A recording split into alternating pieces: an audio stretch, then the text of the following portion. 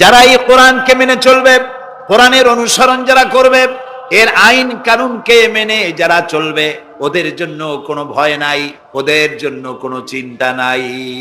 এই ওয়াদা কার ওয়াদা?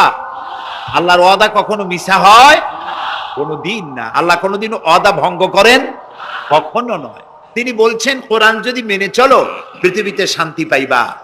দুই রকমের, একটা হলো পৃথিবীতে তোমাদের কোনো চিন্তা থাকবে না, ভয় থাকবে না। চিন্তা থাকবে না কিসের? চিন্তা হয় মানুষের খাওয়া পড়া, শিক্ষা, চিকিৎসা, বাসস্থান, এগুলির চিন্তা হয়। কোরআনের শাসন যদি চালু হয়, ওই যে স্লোগান একটু আগে আপনারা শুনলেন, আল্লাহর আইন চাই আর কি চাই। এই কিতাবখানা অবতীর্ণ করেছি এই জন্য যাতে করে অন্ধকারের ভেতর থেকে মানুষগুলিকে আপনি আলোর দিকে নিয়ে আসতে পারেন। আমরা বলি সুবহানাল্লাহ।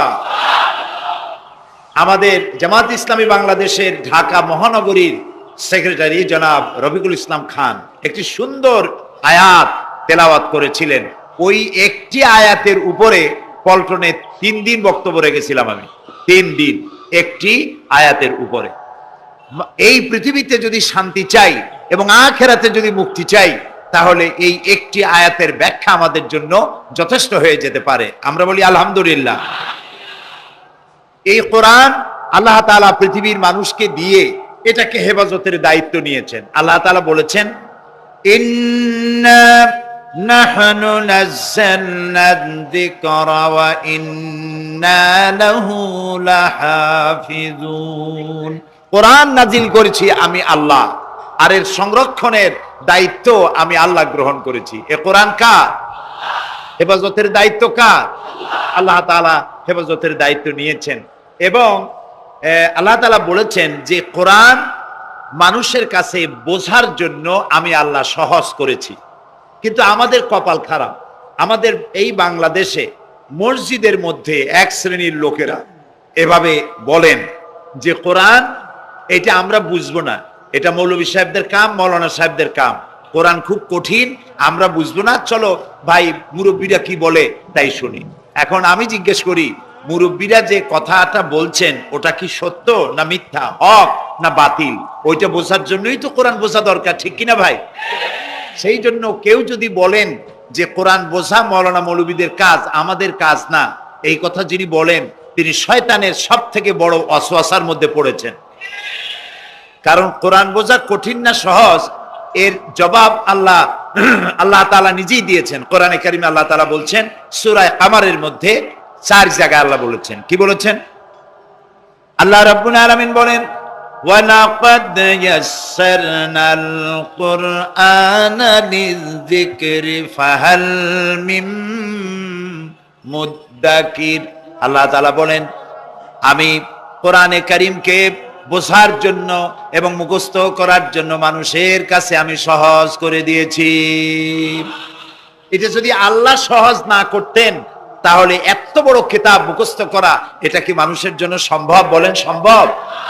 পৃথিবীতে কোনো ধর্ম এমন নাই যাদের, যেই ধর্মের লোকেরা তাদের ধর্মগ্রন্থ মুখস্থ করতে পেরেছে, এমন কোন ধর্ম পৃথিবীতে নাই। কিন্তু কোরআন শরীফ 540টি রুকু, 114টি সূরা, 30টি পারা, 6066টি আয়াত এ মানুষেরা মুখস্থ করতে সক্ষম হয়েছে। সুবহানাল্লাহ। এটি করার কে তৌফিক দিয়েছেন? আল্লাহ তাআলা। তবে আমাদেরকে মনে রাখতে হবে যে কোরআন শরীফ মুখস্থ করার জন্য শুধু তেলাওয়াতের জন্য নাজিল হয় নাই। কোরআন শরীফ নাজিল হয়েছে আমরা যেন তেলাওয়াত করতে পারি, আমরা যেন বুঝতে পারি, আমরা যেন এটার উপরে জীবন গড়তে পারি, সেই জন্য কোরআন নাজিল হয়েছে। তাই নবী করিম সাল্লাল্লাহু আলাইহি সাল্লাম এই কোরআনের দাওয়াত দিয়ে একটি সমাজ তৈরি করেছিলেন এত সুন্দর যে এর থেকে সুন্দর সমাজ পৃথিবীতে আর আসে নাই। সুবহানাল্লাহ বলেন। এই কোরআনের কাছে মানুষ যদি আসে, সে যদি জিরো হয়, কোরআন তারে হিরো বানায়। কোরআন কি বানায়? হিরো। আর কোন হিরো যদি কোরআনের সাথে বেয়াদবি করে, কোরআন তারে কি বানায়? জিরো বানায়। আপনারা হযরত ওমর রাদিয়াল্লাহু তাআলা আনহুকে নিশ্চয়ই চেনেন, দেখছেন তারে? আমরা কেউ দেখি নাই, কিন্তু তার কথা আমরা হাদিসে পড়েছি, ঠিক না ভাই? ইতিহাসে পড়েছি, হাদিসে পড়েছি। তিনি জাহিল ছিলেন, অজ্ঞ ছিলেন, মূর্খ ছিলেন। কতটা জাহিল হলে পরে একজন মানুষ আল্লাহর নবী হত্যা করতে আসতে পারে? চিন্তা করেন যে কত বড় জাহেল ছিলেন। কিছু পার্থিব সুযোগ সুবিধা লাভের জন্য, কিছু টাকা পয়সা উট পাবে, এই লোভের জন্য তিনি আল্লাহ রসুলকে হত্যা করতে এসেছিলেন। কোরআনকে বলা হয় কিমিয়া, মানে পরশ পাথর। কি বলা হয়? পরশ পাথর। পরশ পাথরের খাসিয়াত কি? সেটা হলো এর সাথে যদি লোহা লাগে, লোহা সোনা হয়ে যায়, যদি পাথর লাগে, পাথর ডায়মন্ড হয়ে যায়। সুবহানাল্লাহ, সুবহানাল্লাহ। এই কোরআন হযরত ওমরকে কোথা থেকে কোথায় নিলেন, ইতিহাসের পাতা থেকে আপনাদের শোনাই। হযরত ওমর রাদিয়াল্লাহু তাআলা আনহু তখন মুসলিম জাহানের খলিফা, আমিরুল মুমিনিন, খলিফাতুল মুসলিমিন। সেই সময় হযরত আলী রাদিয়াল্লাহু তাআলা আনহু তিনি স্বপ্নে দেখছেন যেন তিনি রাসূলুল্লাহ সাল্লাল্লাহু আলাইহি সাল্লামের পেছনে ফজরের নামাজ আদায় করছেন।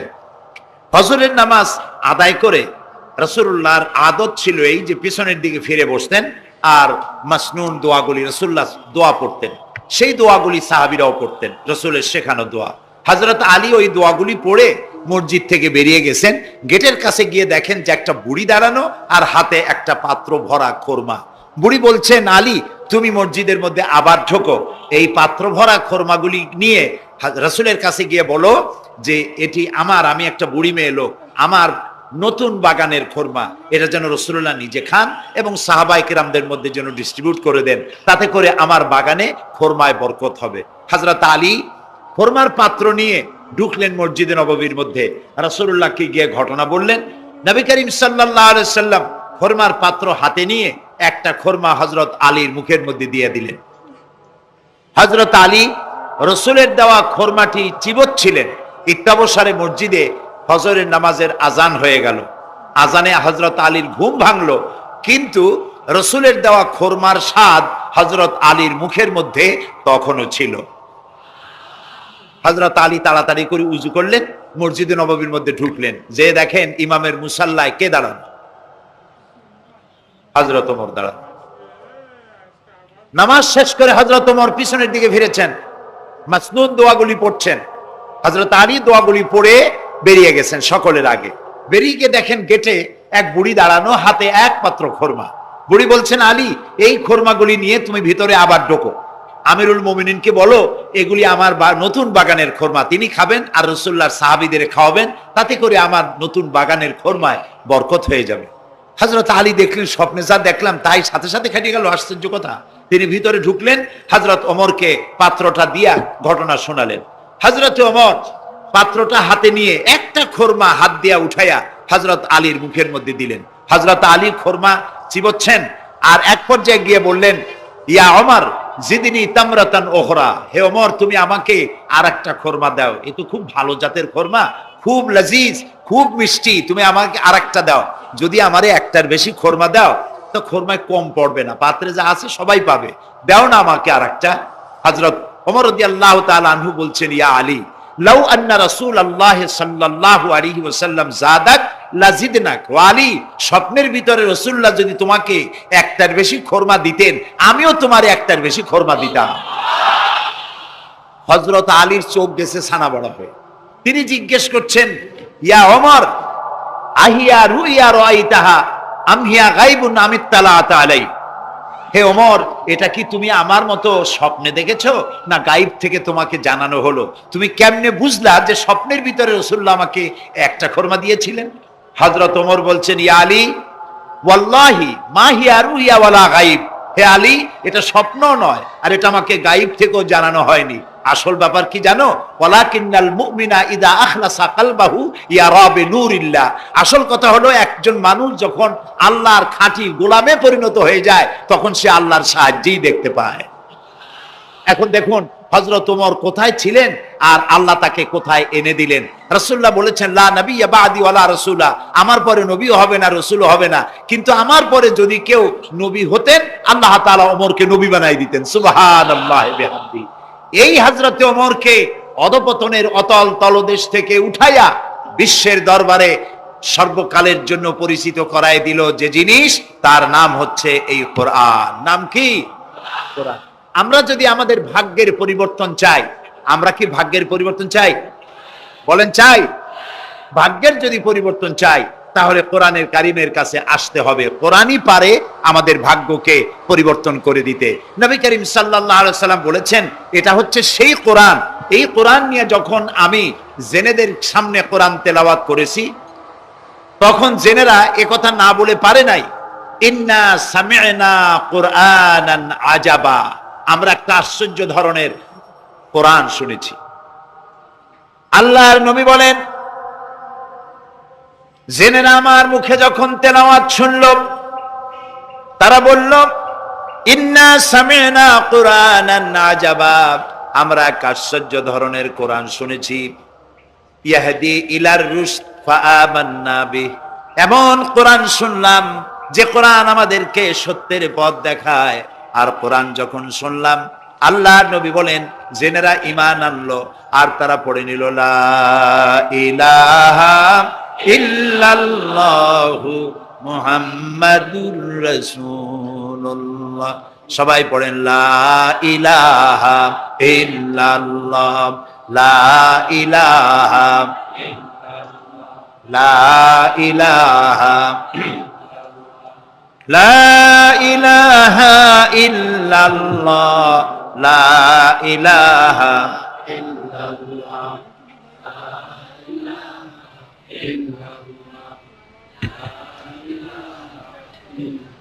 লা ইলাহা ইল্লাল্লাহু মুহাম্মাদুর রাসূলুল্লাহ। রাসূলুল্লাহ বললেন, মান ক্বালা বিহি সাদাকা, এই কোরআন থেকে যে কথা বলে কেবলমাত্র সেই সত্য কথা বলে। সুবহানাল্লাহ। প্রিয় ভাই সব, আমাদের তো কপাল খারাপ। কারা কি বক্তৃতা করলো, সেই বক্তৃতায় কোরআন নাই, হাদিস নাই, যা কইলো তাই বিশ্বাস করে সেদিকে দৌড়াইলাম।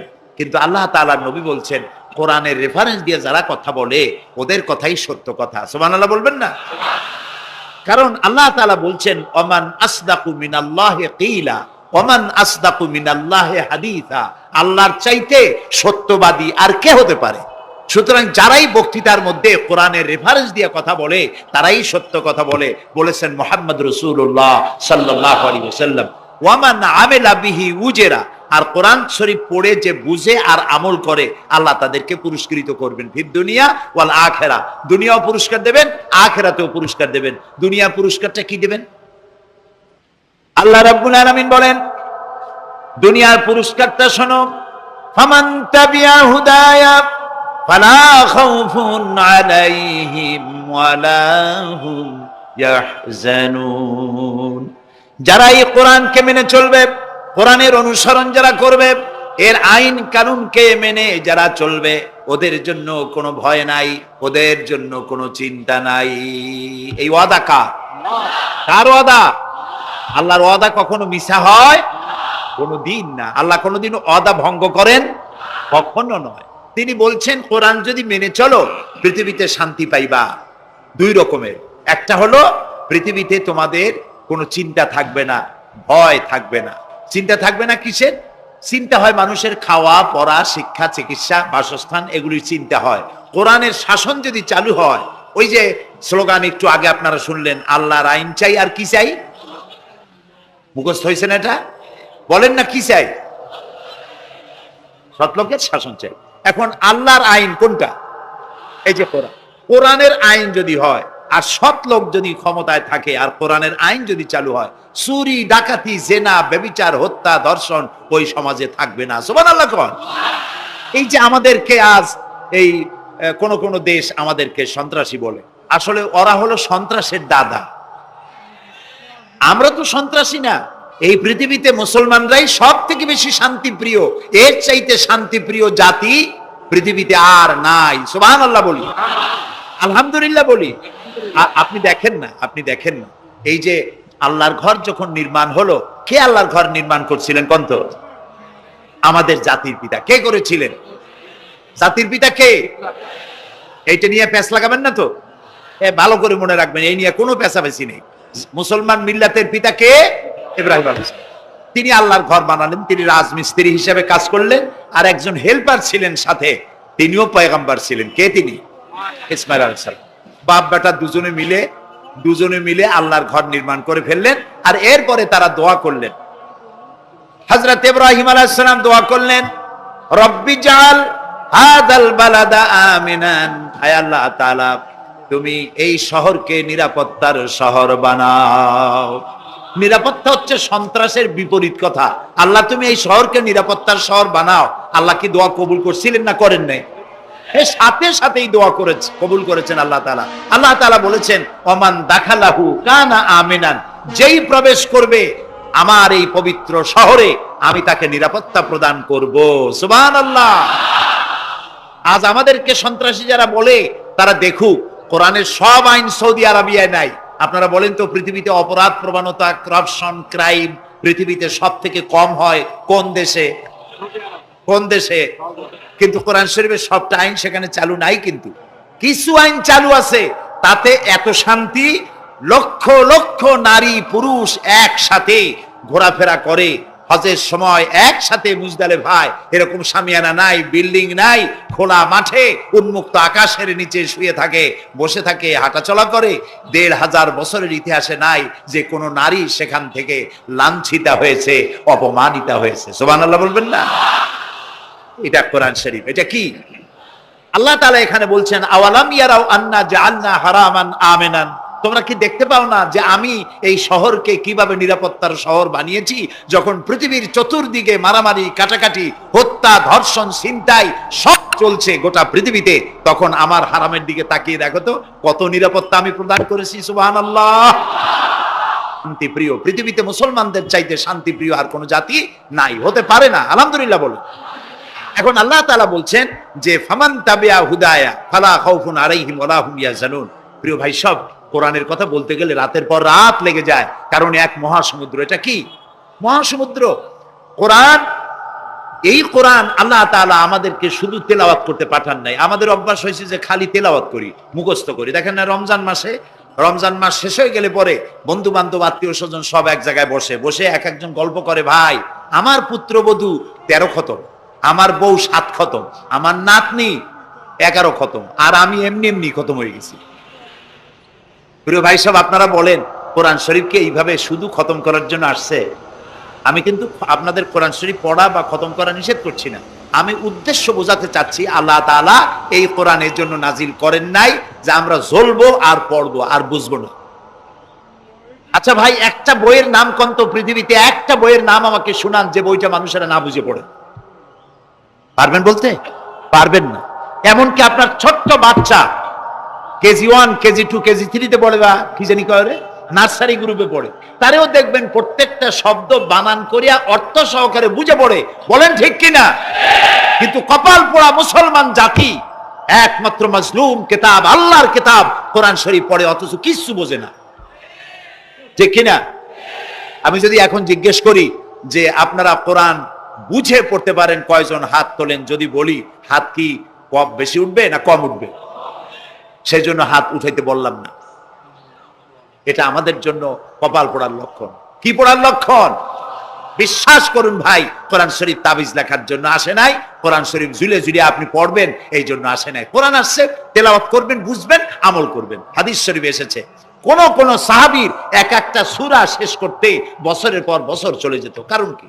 কারণ হলো তারা এক একটা আয়াত পড়তেন, বুঝতেন, বাস্তব জীবনে আমল করতেন, আরেকটা আয়াত পড়তেন, বুঝতেন, আমল করতেন, তারপরে আবার আরেকটা পড়তেন, আমল করতেন। এভাবে করে সাহাবীরা কোরআন পড়তেন, বুঝতেন, আমল করতেন। ফলে এই সাহাবীরা যখন বিয়ে শাদী করতেন, সাহাবীরা যখন ব্যবসা বাণিজ্য করতেন, সাহাবীরা যখন কেনা বেচা করতেন, পারিবারিক জীবন যাপন করতেন, হাঁটাচলা করতেন, তখন মানুষেরা বুঝতে পারত, অনুভব করতে পারত যেন জীবন্ত কোরআন শরীফ চলাফেরা করছে। কোরআন যাদের কাছে, তাদের আমলের মধ্যে পরিবর্তন আসতে হবে। তো এরকম একটা বৈপ্লবিক কিতাব যাদের কাছে, তাদের তো আমলের মধ্যে পরিবর্তন আসবে। কি পরিবর্তন আসবে? এরা যদি ব্যবসায়ী হয় ওজনে কম দেবে না। সুবহানাল্লাহ কবেন না? আর এখন আমরা যা করি, সুবহানাল্লাহ থুইয়া খালি নাউজুবিল্লাহ কোয়া দরকার। ঠিক কিনা ভাই? মুসলমানের চাইতে এত ওজনে কম দেওয়ার লোক আর আছে কিনা সন্দেহ। ওজনে দেবে কম, খাদ্যে দেবে ভেজাল, সাক্ষী দেবে তো মিথ্যা সাক্ষী দেবে, ওয়াদা খেলাপ করবে, আমানতের খেয়ানত করবে, এরপরে ধার করবে, টাকা শোধ করবে না। ছেলে দিয়ে বলবে, বলো আব্বা বাড়ি নেই। এখন সে যাইয়া যে টাকা চাইতে আসছে তারা বলে যে আব্বা বলছেন আব্বা নাকি বাড়ি নেই। বুঝতে পারছেন কথা? এই হলো মুসলমান। নাউজুবিল্লাহ কোন। এই জন্য আল্লাহ তাআলার নবী বলেছেন, ওয়ামান আমেলা বিহি উজরা, যে ব্যক্তি কোরআন পড়বে, আমল করবে, আল্লাহ তাকে পুরস্কার দিবেন। কোথায় কোথায় দেবেন কোন তো? দুই জায়গায় দেবে, ইহকালেও দেবে, পরকালেও দিবে। দুনিয়ার পুরস্কারটা কি? দুনিয়ার পুরস্কারটা হলো যে চিন্তা থাকবে না, আর কোনো ভয় থাকবে না। ভয় থাকবে না কিসের? ভয় থাকবে না যেই সমাজে কোরআন মানা হবে, যেই সমাজের আইনের উৎস হবে কোরআন, ওই সমাজের মধ্যে চুরি, ডাকাতি, জেনা, ব্যভিচার, হত্যা, ধর্ষণ থাকবে না। কাজে ভীতি শূন্য, সমৃদ্ধিপূর্ণ, নিরাপত্তাপূর্ণ একটি সুন্দর সমাজ উপহার দেবে এই কোরআন। সুবহানাল্লাহ। সেই কোরআন আমরা তাবিজ বানাইছি, এটারে গোলাইয়া, এই কোরআন শরীফের পাতা লিখিয়া, তারপরে কি জানি কয়, পানির মধ্যে দিয়ে গোলাইয়া এগুলি খাওয়া হয়, মাদুলির মধ্যে ঢুকাইয়া গলার মধ্যে ঝুলানো হয়। দেখেন এই বাংলাদেশে যেসব কোরআন শরীফ ছাপা হয়, এই সব কোরআন শরীফের দুরবস্থা। এটা আছে কিনা আমি জানি না, আলহামদুলিল্লাহ এটা নাই।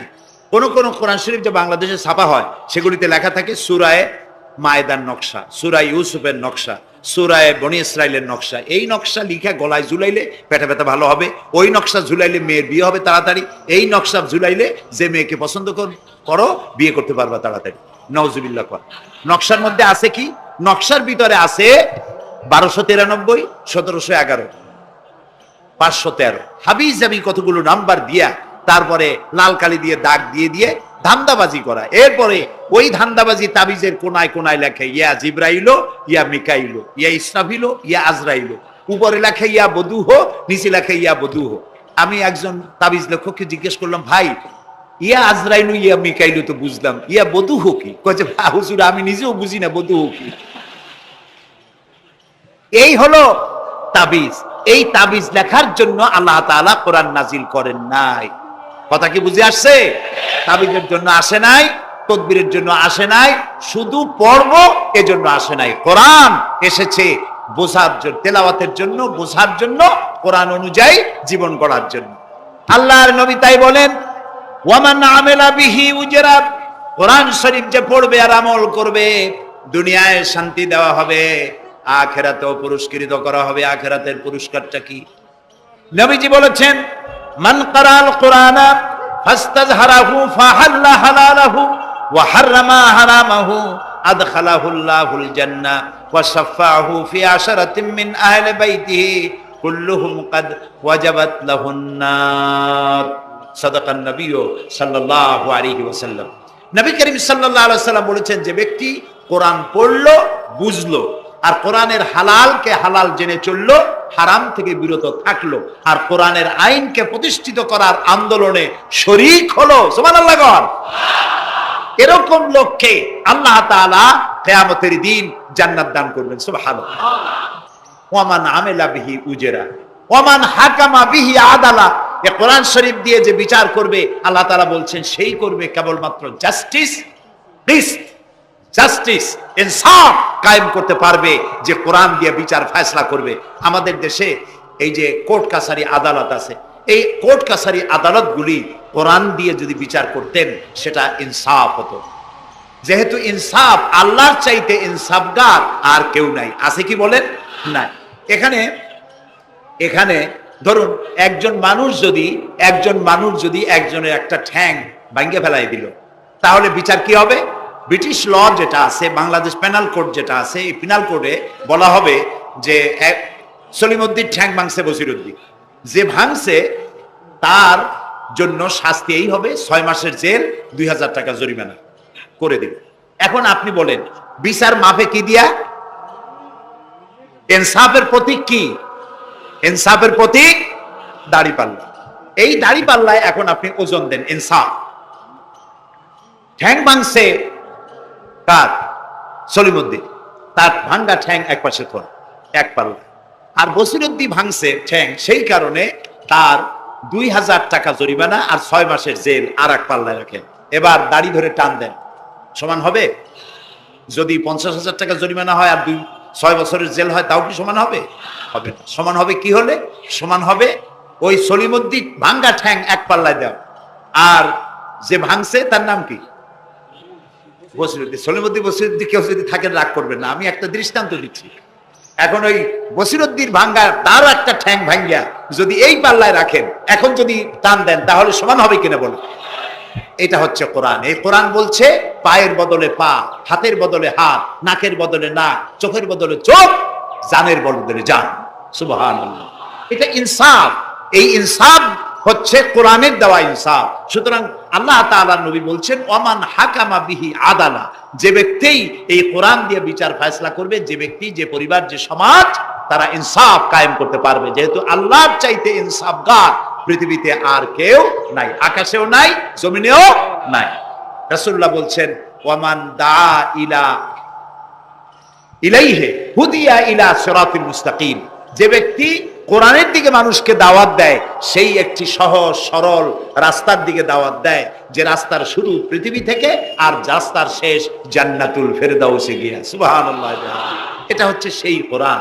বুঝতে না পারার কারণে আমরা বিপদে পড়েছি। প্রিয় ভাই সব, আপনারা আছেন কষ্টে, বসেছেন পানির মধ্যে, আছেন দাঁড়াইয়া, মাথার উপরে ছেঁড়া সামিয়ানা বিরক্ত করছে। আমি লম্বা করতে চাই না, অল্পের মধ্যে ছেড়ে দেই যাতে করে আপনাদেরও সুবিধা হয়, কষ্ট না হয়।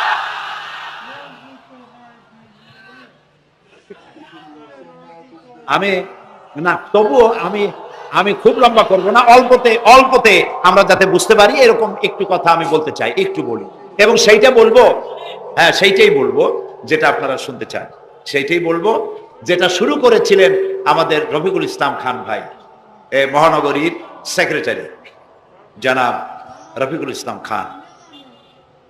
আল্লাহ তাআলা ওনার প্রতি রহম করুন, আমরা বলি আমিন।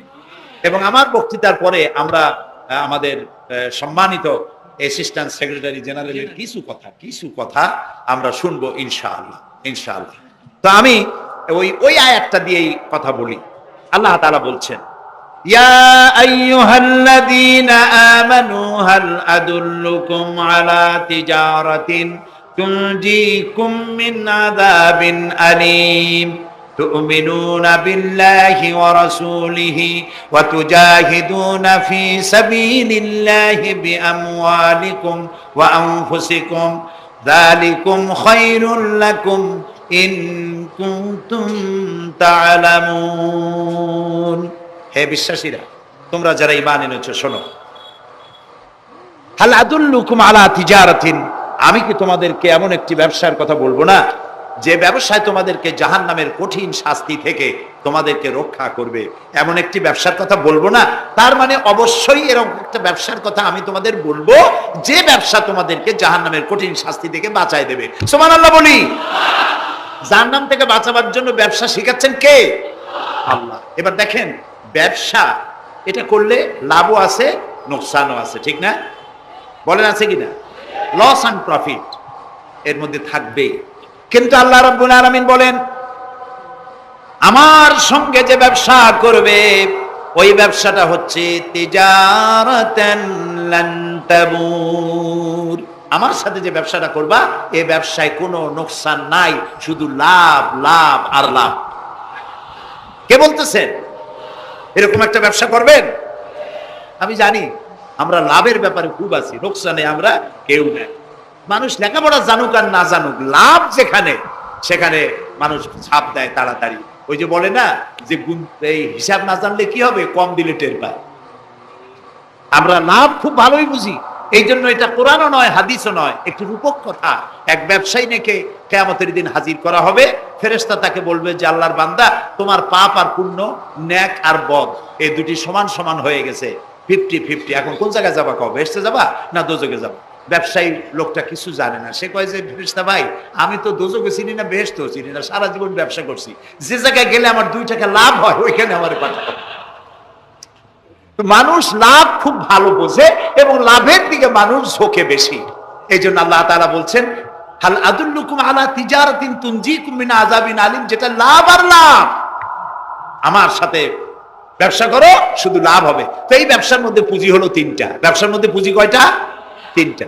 আল্লাহ রাব্বুল আলামিন বলেন তুমিনুনা বিল্লাহি ওয়া রাসূলিহি ওয়া তুজাহিদুনা ফি সাবিলিল্লাহ। 3টি পুঁজি। একটি হলো আল্লাহর প্রতি ঈমান, রাসূলের প্রতি ঈমান এবং আল্লাহর রাস্তায় জিহাদ করা মাল দিয়া, জান দিয়া। এই কয়টা হলো? তিনটা। চলুন এই তিনটি কথার ব্যাখ্যা করে তারপরে মোনাজাত করব সংক্ষেপে, যেন আমরা আল্লাহর সাথে ব্যবসাটা শুরু করতে পারি আজকে থেকেই। আল্লাহ যেন তৌফিক দেন, বলেন আমিন। এক নম্বর হচ্ছে তুমিনুনা বিল্লাহ, আল্লাহর প্রতি বিশ্বাস, আল্লাহর প্রতি ঈমান, বলেন আল্লাহর প্রতি ঈমান। এখন আপনারা বলবেন যে এটা তো কোনো নতুন কথা হইলো না, আল্লাহর প্রতি ঈমান আনছি, যদি ঈমানই না থাকতো তাহলে কি বৃষ্টির মধ্যে এই পানির মধ্যে আমরা কি বসে থাকতাম? 100% সত্য কথা। ঈমান না থাকলে কেউ আসতেনও না, আর এই পানির মধ্যে ঝড়ের মধ্যে বাঁশ ভাঙ্গে মাথায় পড়তে পারে এই ঝুঁকি নিয়ে বসতেন না, ঠিক কিনা ভাই? আমরা সবাই ঈমানদার। তবে আল্লাহর উপর ঈমান আনতে হলে 4টি শর্ত লাগে। কয়টি শর্ত? 4টি শর্ত ফুলফিল করলে আল্লাহর উপর ঈমান এনেছি বলে প্রমাণিত হবে, নইলে আল্লাহ আছে একথা নুরা পাগলাও বলছে। নুরা পাগলার বলা আর আপনার আমার বলা এটা তো এক হওয়ার কথা না, ঠিক কিনা বলে?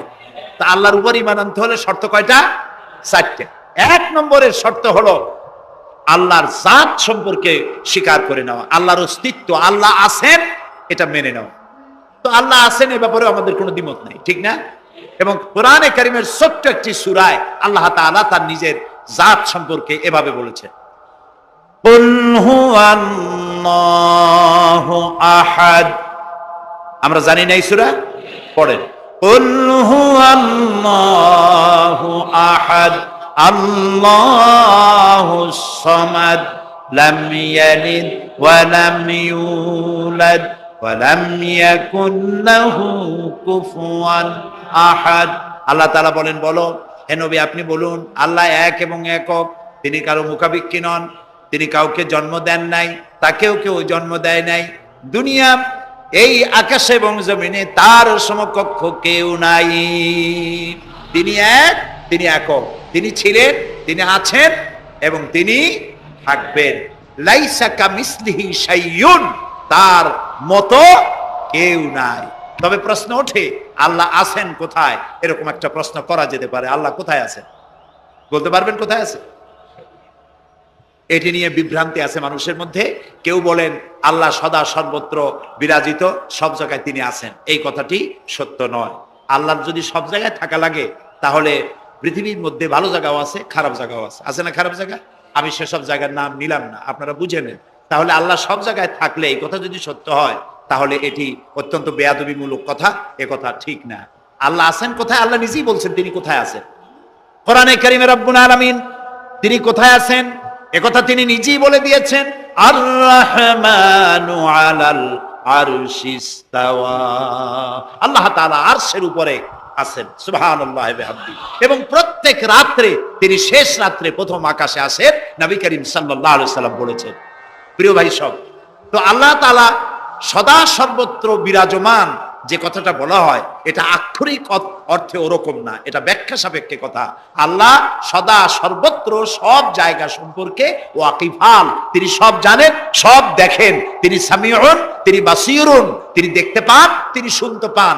আপনার আমার দেখার মধ্যে কোনো বাধা, প্রাচীর, অবস্ট্রাকশন কিছু একটা থাকতেই পারে। আল্লাহর দেখার মধ্যে কোনো বাধা নাই।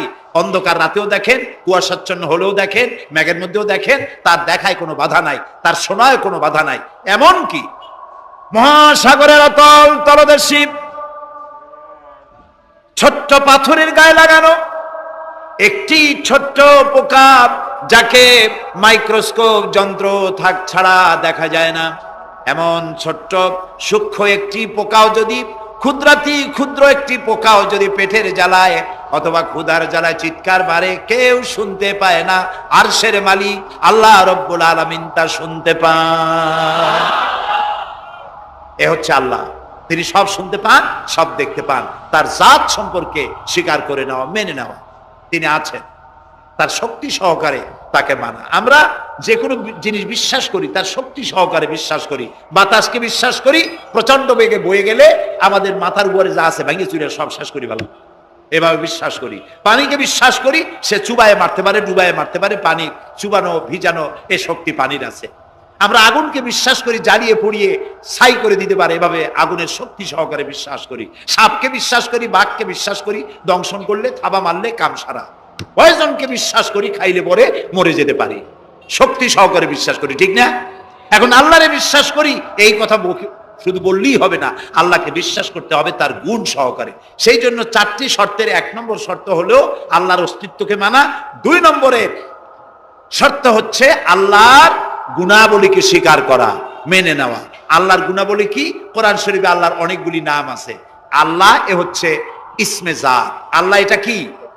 ইসমে জাত, আসল নাম কি? আল্লাহ। বলেন সবাই, আল্লাহ ন, কিন্তু আল্লাহ এটা অশুদ্ধ, বলার সময় মুখটা গোল হয়ে যাবে। আল্লাহ। বলেন সবাই আল্লাহ। কি মধুর নাম, সুবহানাল্লাহ, সুবহানাল্লাহ। আল্লাহ নিজেই বলেছেন ওয়ালাহুল আসমাউল হুসনা, আল্লাহ রয়েছে সুন্দর সুন্দর নাম। 99টি নামের কথা কোরআনে কারিমে আল্লাহ তাআলা নিজেই বলেছেন, সুবহানাল্লাহ। এখন ওই নামগুলিকে বলা হয় সিফাতি নাম, অর্থাৎ গুণবাচক নাম। এই গুণ সহকারে তাকে স্বীকার করতে হবে। তিনি রাজ্জাক, খেতে দেওয়ার মালিক কে? আল্লাহ। তিনি রব, সৃষ্টি করেন। তিনি খালেক, তিনি স্রষ্টা। তিনি রব, তিনি প্রতিপালনকারী। তিনি রহমান, তিনি দয়ালু। তিনি রহিম, তিনি রহমান, তিনি দাতা। রহিম, তিনি দয়ালু। অর্থাৎ প্রত্যেকটা নামের এক একটা শব্দ অর্থ আছে, এবং সেই অর্থ সহকারে বিশ্বাস করতে হবে তাকে। এই বিশ্বাস যদি আমরা করতে পারি তাহলে শিরক থেকে আমরা বাঁচতে পারবো। সুবহানাল্লাহ বলেন। আচ্ছা বলেন তো, সন্তান দেওয়ার মালিককে? সন্তান না দেওয়ার মালিককে? হায়াতের মালিককে? মওতের মালিককে? খেতে দেওয়ার মালিককে? কষ্ট দেওয়ার মালিককে? কষ্ট থেকে বাঁচাবার মালিককে? সবকিছুর মালিককে। এইভাবে আমরা কি বিশ্বাস করি? না, সবাই করি না। যারা বলেছেন আমিও বিশ্বাস করি, হ্যাঁ বিশ্বাস আমাদের থাকতে পারে, কিন্তু অনেক লোক আছে এভাবে বিশ্বাস করে না বলেই বিবাহ করেছে, সন্তান হয় না। তখন শাহ আলী বাগদাদি রহমতুল্লাহ আলাইহির মাজারে গিয়া সেখানে বসে তার ওই মাজারের কাছে গিয়ে চাইলো, আমারে সন্তান দাও, খাজা বাবার সন্তান দাও। অথবা হাইকোর্টের মাজারে বৃহস্পতিবার দিন গিয়ে ভিড় করলো, বাবা সন্তান দাও, অথবা মামলায় পড়েছি বাঁচায় দাও, পরীক্ষা দেবে ছেলে পাস করায় দাও, ইত্যাদি। বলেন এরকম? বলে না? জায়েজ নাই, একদম জায়েজ নাই। কাকে বলতে হবে? আল্লাহর নবী বলেছেন ওয়াইদা সালতা ফাসআলিল্লাহ, কিছু বলতে চাইলে আল্লাহরে বলো। ওয়াইদা সালতা ফাসআলিল ওয়াইদা ইসতাআনতা ফাসতাইন বিল্লাহ, সাহায্য যদি চাও আল্লাহর কাছে সাহায্য চাও।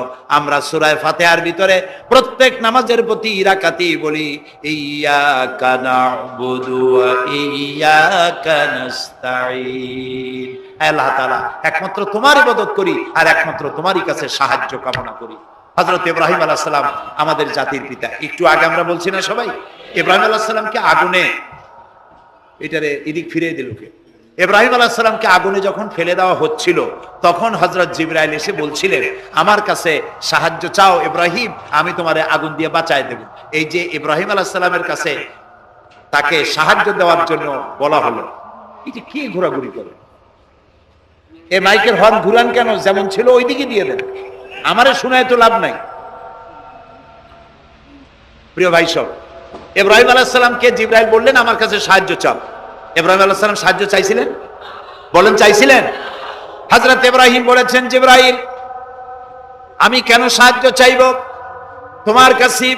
আমি তো এমন কোন অন্ধ আল্লাহর ইবাদত করি না যিনি তার নিজের চোখে তার গোলামের দুঃখ দুর্দশা দেখতে পান না। আল্লাহ কি দেখছেন না যে আমি বিপদে পড়ছি? আমি তোমার কাছে কেন সাহায্য চাইবো? আমি আগুনে পড়লে যদি আল্লাহ খুশি হন তাহলে আমি তো এভাবে 1000 বার পড়তে রাজি আছি আমার আল্লাহকে খুশি করার জন্য। এটা হলো আল্লাহর প্রতি বিশ্বাস এবং আল্লাহর কাছে চাওয়া। চাইতে হবে কার কাছে? আমি বিপদে পড়ছি বলবো কারে? আমি অশান্তিতে আছি বলবো কারে? আমার অভাব আছে বলবো কারে? সব অবস্থায় আল্লাহকে বলতে হবে। দেখুন আমাদের জাতির পিতা ইব্রাহিম আলাইহিস সালামের কথা এ কোরআন শরীফে আল্লাহ তাআলা বলে দিয়েছেন। তিনি কি বলেছেন? হযরত ইব্রাহিম বলেছেন আল্লাযী হুয়া ইউতঈমুনি ওয়া ইয়াসকিন, আমি যখন ক্ষুধার্ত হই আল্লাহ আমারে খাওয়ান, আমি যখন তৃষ্ণার্ত হই আল্লাহ আমারে পান করান। ওয়াইদা মারিদতু ফাহুয়া ইয়াশফিন, আমি যখন অসুস্থ হই আল্লাহ আমারে রোগ মুক্ত করেন। সুবহানাল্লাহ। আইয়ুব আলাইহিস সালাম 18 বছর রোগ ভোগ করলেন, কষ্ট পাইলেন, তিনি সাহায্য কার কাছে চাইছিলেন? ইউনূস আলাইহিস সালামের মতো বিপদে এই পৃথিবীর কোন মানুষ এত বড় বিপদে পড়ে নাই। মাছে তারে গিলে ফেলল, পানির অতল তলদেশে মাছ চলে গেল, মাছের পেটে দরজা নাই, জানালা নাই, ভেন্টিলেটর নাই, মাথা গলাইয়া কোন রকম বাইর হবে এমন কোন পথ নাই, বাঁচার কোনো উপায় নাই। হযরত ইউনূস আলাইহিস সালাম যখন মাছের পেটের ভিতরে বিরাট বিপদে পড়ে গেলেন, হযরত ইউনূস আলাইহিস সালাম সাহায্য কার কাছে চেয়েছিলেন বলুন? তিনি বললেন, আল্লাহ তাআলা তার ঘটনা কোরআন শরীফের মধ্যে এভাবে বর্ণনা করেছেন, ওয়াযান্নুন ইয যাহাবা মুগাদিবান ফাযান্না আন লান নাকদিরা আলাইহি ফানাদা ফিয যুলুমাতি আন লা ইলাহা ইল্লা আনতা সুবহানাকা ইন্নী কুনতু মিনাজ জালিমিন।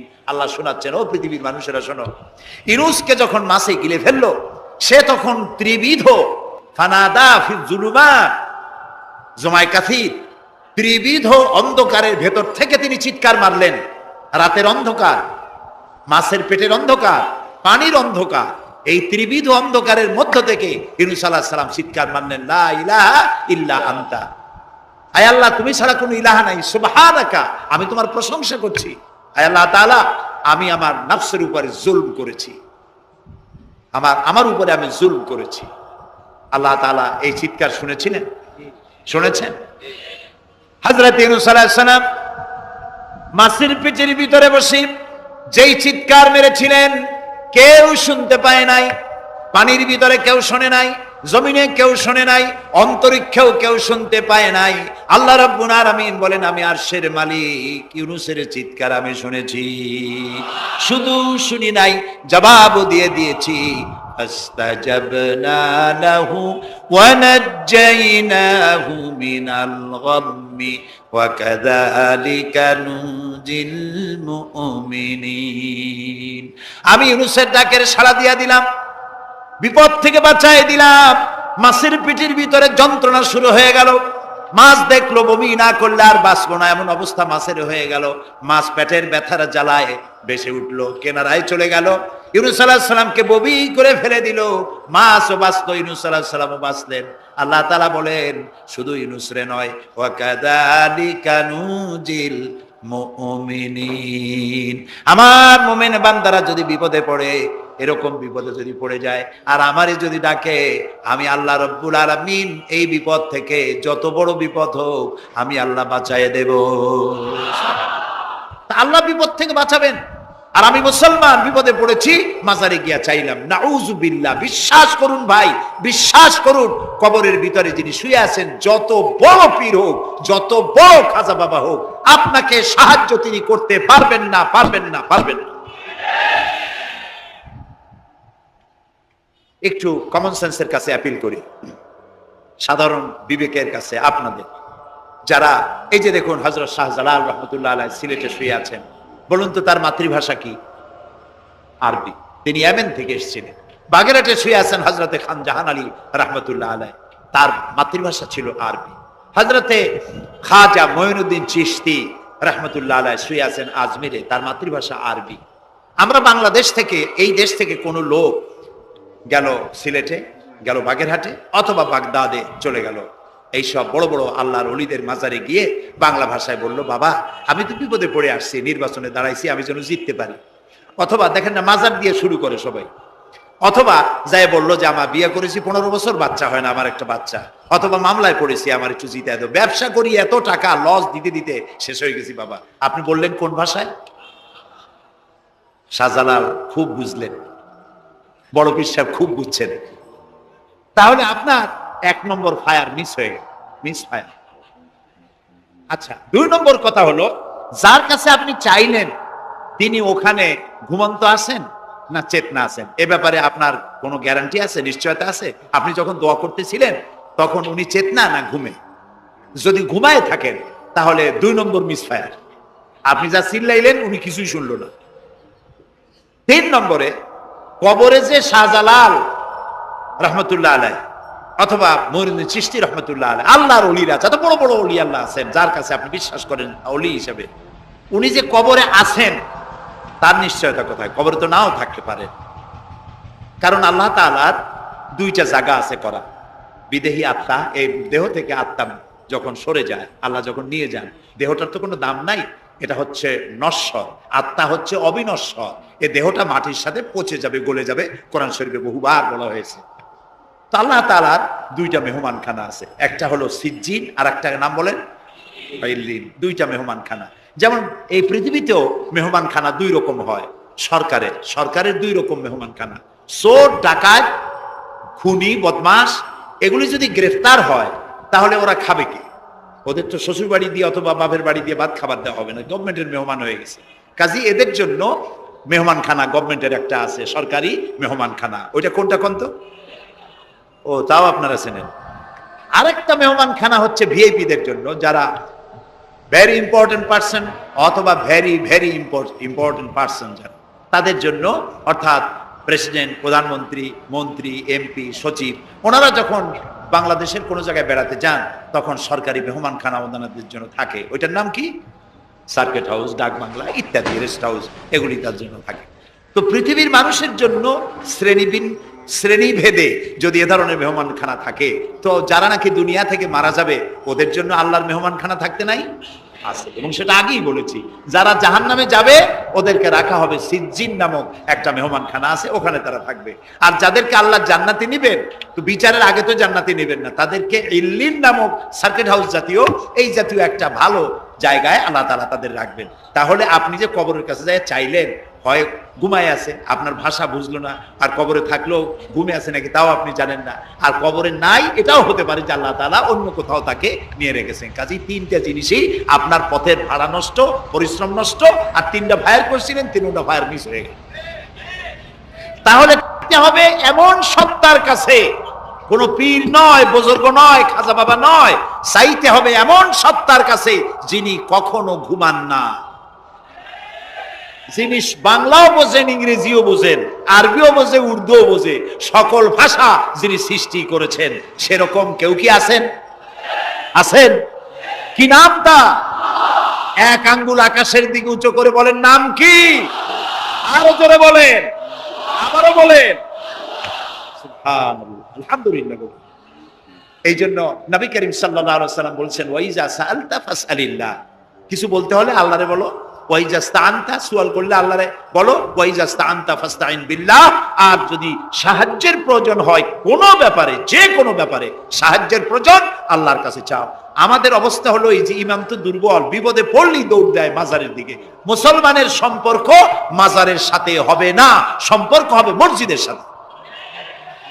আল্লাহর নবী যখনই বিপদে পড়তেন, মুসিবতে পড়ে যেতেন, সঙ্গে সঙ্গে উজু করে মসজিদে নববীর ভিতরে প্রবেশ করতেন, 2 রাকাত কাজায়ে হাজাতের নামাজ পড়তেন, আল্লাহর দরবারে হাত তুলতেন, চোখের পানি ছেড়ে দিতেন, আল্লাহ রাব্বুল আলামিনের দরবারে মোনাজাত কবুল হয়ে যেত। নবীজি আমাদেরকে উপদেশ দিয়েছেন, বিপদে যদি পড়ো, মুসিবতে যদি পড়ে যাও, উজু করো, মসজিদের ভিতরে ঢুকে যাও, কাজায়ে হাজাতের নামাজ পড়ো, আর সেজদায় পড়ে চোখের পানি দিয়া, গাল ভিজানো নয়, চোখের পানি দিয়া যায় নামাজ ভিজিয়ে দাও, আর আল্লাহর কাছে প্রার্থনা করো, কাঁদতে থাকো। রব্বুল আলামিন, আল্লাহর নবী বলেছেন, বান্দা যদি গুনাহ মাফির জন্য গুনাহ করেছে, লজ্জায় অনুতপ্ত হয়ে অনুশোচনা করে বান্দা যখন কাঁদতে থাকে, চোখের পানি নাকের অর্ধেক আসতে না আসতে আল্লাহ রব্বুল আলামিন বান্দারে মাফ করে দেন। বিশেষ করে বুড়া মানুষ, আমাদের মধ্যে 2 শ্রেণীর লোক আছে, যুবক আর বৃদ্ধ। মাহফিল গুলিতে আল্লাহর মেহেরবানি যুবকেরা অনেক বেশি আসে, আলহামদুলিল্লাহ বলে। এরকম আসতে করলেন কেন? আপনি তাকায় দেখেন, ডানে বায়ে তাকান, ডানে বায়ে তাকান, দাড়ি পাকা কয়জন আছে দেখেন। 2%, 3% or 5% দাড়ি পাকা হতে পারে, 95% যুবক আর যুবক। সুবহানাল্লাহ, আলহামদুলিল্লাহ। বামপন্থীদের এখানেই কষ্ট, এখানেই কষ্ট। তারা চিন্তা করে এত কষ্ট করিয়া পয়সা করি দিয়া তারপরে কর্মী বানাইলাম, একটা মাহফিলে গিয়া কি এর একটা সমাবেশ দেখলো, মাহফিলে গেল, আমাদের পুকুরের জিয়ানো মাছগুলি সব ইসলামের পুকুরে চলে গেল। এটা তাদের জন্য হেভি লস। আসলে ওরা ধরে রাখতে পারবে না, ঠেকাইতে পারবে না, গায়ে তো মুসলমানের রক্ত। রক্ত কার? এসব যুবকেরা একটা মুসলিম মায়ের পেটে জন্মগ্রহণ করেছে, একটা মুসলিম পিতার জন্মে আসছে। আর রাসূলুল্লাহ যুবকদের ব্যাপারে যে কত কথা বলেছেন, সুবহানাল্লাহ বলো। আগেই রাসূলুল্লাহ বলেছেন কিয়ামতের দিন আল্লাহর আরশের ছায়া ছাড়া কোনো ছায়া থাকবে না, প্রচন্ড রৌদ্র হবে, জমিনটা তামার মতো হয়ে যাবে। ইন্না লিল্লাহি ওয়া ইন্না ইলাইহি রাজিউন। সেই জায়গায় আরশের নিচে 7 শ্রেণীর লোকদেরকে আল্লাহ তাআলা জায়গা দেবেন। কয় শ্রেণী? ওর মধ্যে এক শ্রেণী হচ্ছে শাবুন নাশা ফি ইবাদাতিল্লাহ, ওই সব যুবক যারা রাত কাটিয়েছে আল্লাহর ইবাদতের মধ্য দিয়ে। সুবহানাল্লাহ। যুবকদের ইবাদতে আল্লাহ তাআলা বেশি খুশি হন, বেশি খুশি হন। কারণ হলো এই যে মসজিদের ইমাম সাহেব অথবা প্রাইমারি স্কুলের মাস্টার যদি বলে যে আমি ঘুষ খাই না, এই কথার কোনো দাম আছে? আপনি প্রাইমারি স্কুলের মাস্টার, আপনি মসজিদের ইমাম, আপনার ঘুষ দেবে কেটা? ঘুষ খাই না বললে তো হবে না। কোন মন্ত্রী যদি বলে, এসপি যদি বলে, দারোগা যদি বলে ঘুষ খাই না, 1000 বার দাম আছে, ঠিক না ভাই? এখন একজন বুড়া যদি বলে যে প্রত্যেক রাত্রে আমি তাহাজ্জুদ করি, আপনি তো পড়বেনই, কারণ আপনার তো ঘুম আসে না। কাশিতে এমন পাওয়া পাইছে, চোরবানির কাছে আসতে পারে না রাতের বেলায়, খালি কাশা, জম্মের কাশা। আর যুবকের তো তামাম দুনিয়ার ঘুম আইসে টাইসে ধরে। সেই যুবক সে যদি এই ঘুমকে দুহাতে ঠেলে দিয়ে যদি মধ্যরাতের পরে, রাতের 2/3 পরে যদি নামাজে দাঁড়ায় যায়, আল্লাহ রাব্বুল আলামিন খুশি হয়ে যান। সুবহানাল্লাহ বলো। এই যুবকদের সম্পর্কে রাসূলুল্লাহ কি সুন্দর কথা বলেছেন। রাসূলুল্লাহ বলেছেন উসিকুম বিশ-শাবাবে খায়রা ফাইন্নাহুম আরাক্কু আফইদা লাকাদ বাসানি আল্লাহু বিল হানিফিয়্যাতি সামহা ফাখালাফানি আশ-শুয়ুখ ওয়া হালাফানি আশ-শাবাব। সাদাকান নবী সাল্লাল্লাহু আলাইহি ওয়াসাল্লাম। নবী করিম সাল্লাল্লাহু আলাইহি ওয়াসাল্লাম বলেছেন আমি তোমাদেরকে উপদেশ দিচ্ছি তোমরা যুবকদের ব্যাপারে কল্যাণকামী হবে। সুবহানাল্লাহ বলেন। কারণ যুবকদের দিল নরম, আর আল্লাহ তাআলা আমাকে এই পৃথিবীতে উদারতা সহকারে দিন প্রতিষ্ঠার কাজে আমাকে পাঠিয়েছেন। আর এই পৃথিবীতে আমার আল্লাহর দেওয়া ইসলাম প্রতিষ্ঠা করার কাজে আমার বিরোধিতা করেছে বুড়োরা, আর সহযোগিতা করেছে যুবকেরা। দেখেন না রাসূলুল্লাহর সাথে বিরোধিতা কারা করলো? তাদের বয়স কত? আবু জাহেল, আবু লাহাব, উতবা, সাইবা, মুগিরা, ওলীদ, আবু সুফিয়ান, কুষ্টিসুদ্ধা, সকলের বয়স ছিল 40-এর ওপরে। আর যারা ঈমান আনলো সর্বপ্রথম, তাদের বয়সগুলি রাসূলুল্লাহকে যারা সাহায্য করলেন, হযরতে জুবাইর ইবনুল আওয়াম, আব্দুর রহমান বিন আউফ ইসলাম কবুল করলেন, বয়স তখন 17 বছর। হযরতে আবু বকর ইসলাম কবুল করলেন, বয়স তখন 37 বছর। হযরত ওমর রাদিয়াল্লাহু তাআলা ইসলাম কবুল করলেন, বয়স তখন 26 বছর। হযরত আলী যখন ইসলাম কবুল করেছেন, বয়স তখন মাত্র 8.5 বছর। সব তরুণেরা, যুবকেরা ইসলামের জন্য রক্ত দিয়েছে, যুবকদের রক্তের উপর ইসলাম প্রতিষ্ঠিত হয়েছে। সুবহানাল্লাহ। সেই জন্য এই যৌবনকালে ইবাদতের মূল্য সর্বাধিক। আর বুড়োরাও যখন আল্লাহর দরবারে হাত তোলে, যারা বুড়ো আছেন, আমার বয়সে যারা এসে গেছেন বা আমার থেকে যাদের বয়স বেশি, আপনারা অসন্তুষ্ট হচ্ছেন না তো যে যুবকদের এত কইলাম আর আমরা কিছু পাইলাম না, এরকম বলবেন নাকি? এক বুড়ি এসে রাসূলুল্লাহকে বলছিলেন যে রাসূল আমার জন্য দোয়া করেন, আমি যেন জান্নাতে যাইতে পারি। রাসূলুল্লাহ বলছেন বুড়ি তো জান্নাতে যাবে না, বুড়ি জান্নাতে যাবে না, বুড়ি তো কান্দে শেষ। রাসূলুল্লাহ বলতেছেন জান্নাতে যাবে না, রাসূলুল্লাহ বলছেন বুড়ি কান্দো না, তুমি যখন জান্নাতে যাবা একেবারে যুবতী হয়ে যাবে, তখন তুমি বুড়ি থাকবে না। সুবহানাল্লাহ।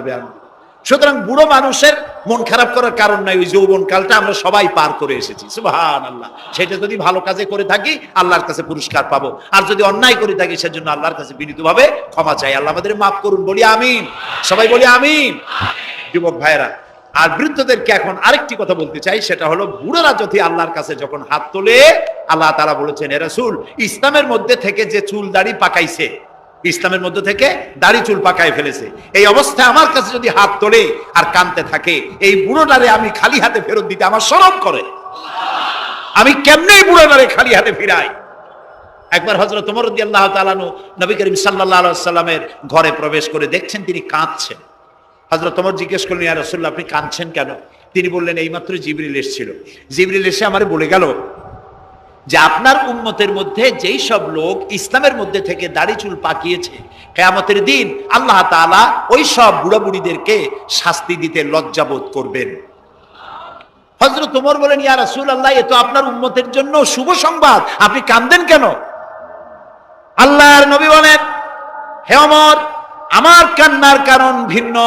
আমার কান্নার কারণ হচ্ছে আমার লজ্জা করে, আমার লজ্জার অনুভূতিতে আঘাত লাগে এই ব্যাপারে যখন আমি চিন্তা করি যে আল্লাহ রাব্বুল আলামিন যেই বুড়াদেরকে কিয়ামতের দিন শাস্তি দিতে লজ্জা বোধ করবেন, সেই বৃদ্ধ মানুষগুলো আল্লাহর সাথে নাফরমানি করতে লজ্জা বোধ করে না। এই জন্য এই দুঃখে এই লজ্জা আমি কান্দি। বয়সের একটা সীমা থাকা উচিত যে আপনি কোন পর্যন্ত পাপ করবেন। বুড়া হয়ে গেছে তারপরও মদ খায়, তারপরে জেনা, ব্যভিচার, শয়তানি, বদমাশি, দাঁড়িয়ে এগুলি কি? দাড়ি চুল পাকা এগুলি কি?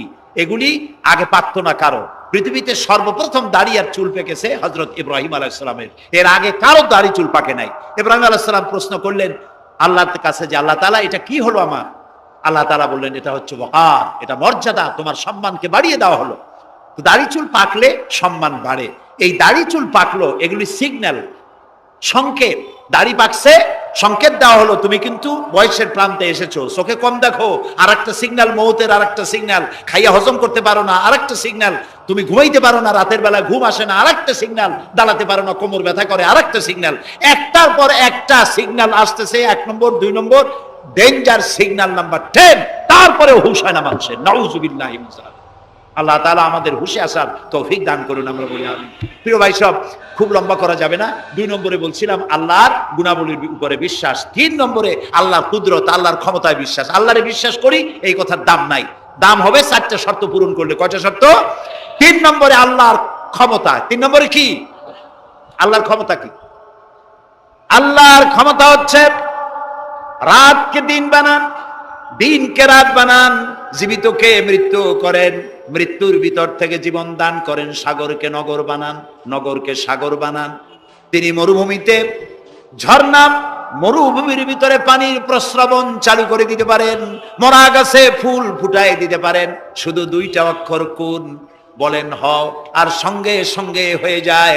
আল্লাহ তাআলা বলেছেন ফাআলুন লিমা ইউরিদ, যা খুশি তিনি তাই করতে পারেন। সুবহানাল্লাহ বলে। এই মাত্র কয়েক মাস আগে সুনামি কি হয়েছিল? এইটা যদি হয় সুনামি, তাহলে কুনামি কি আল্লাহ জানে।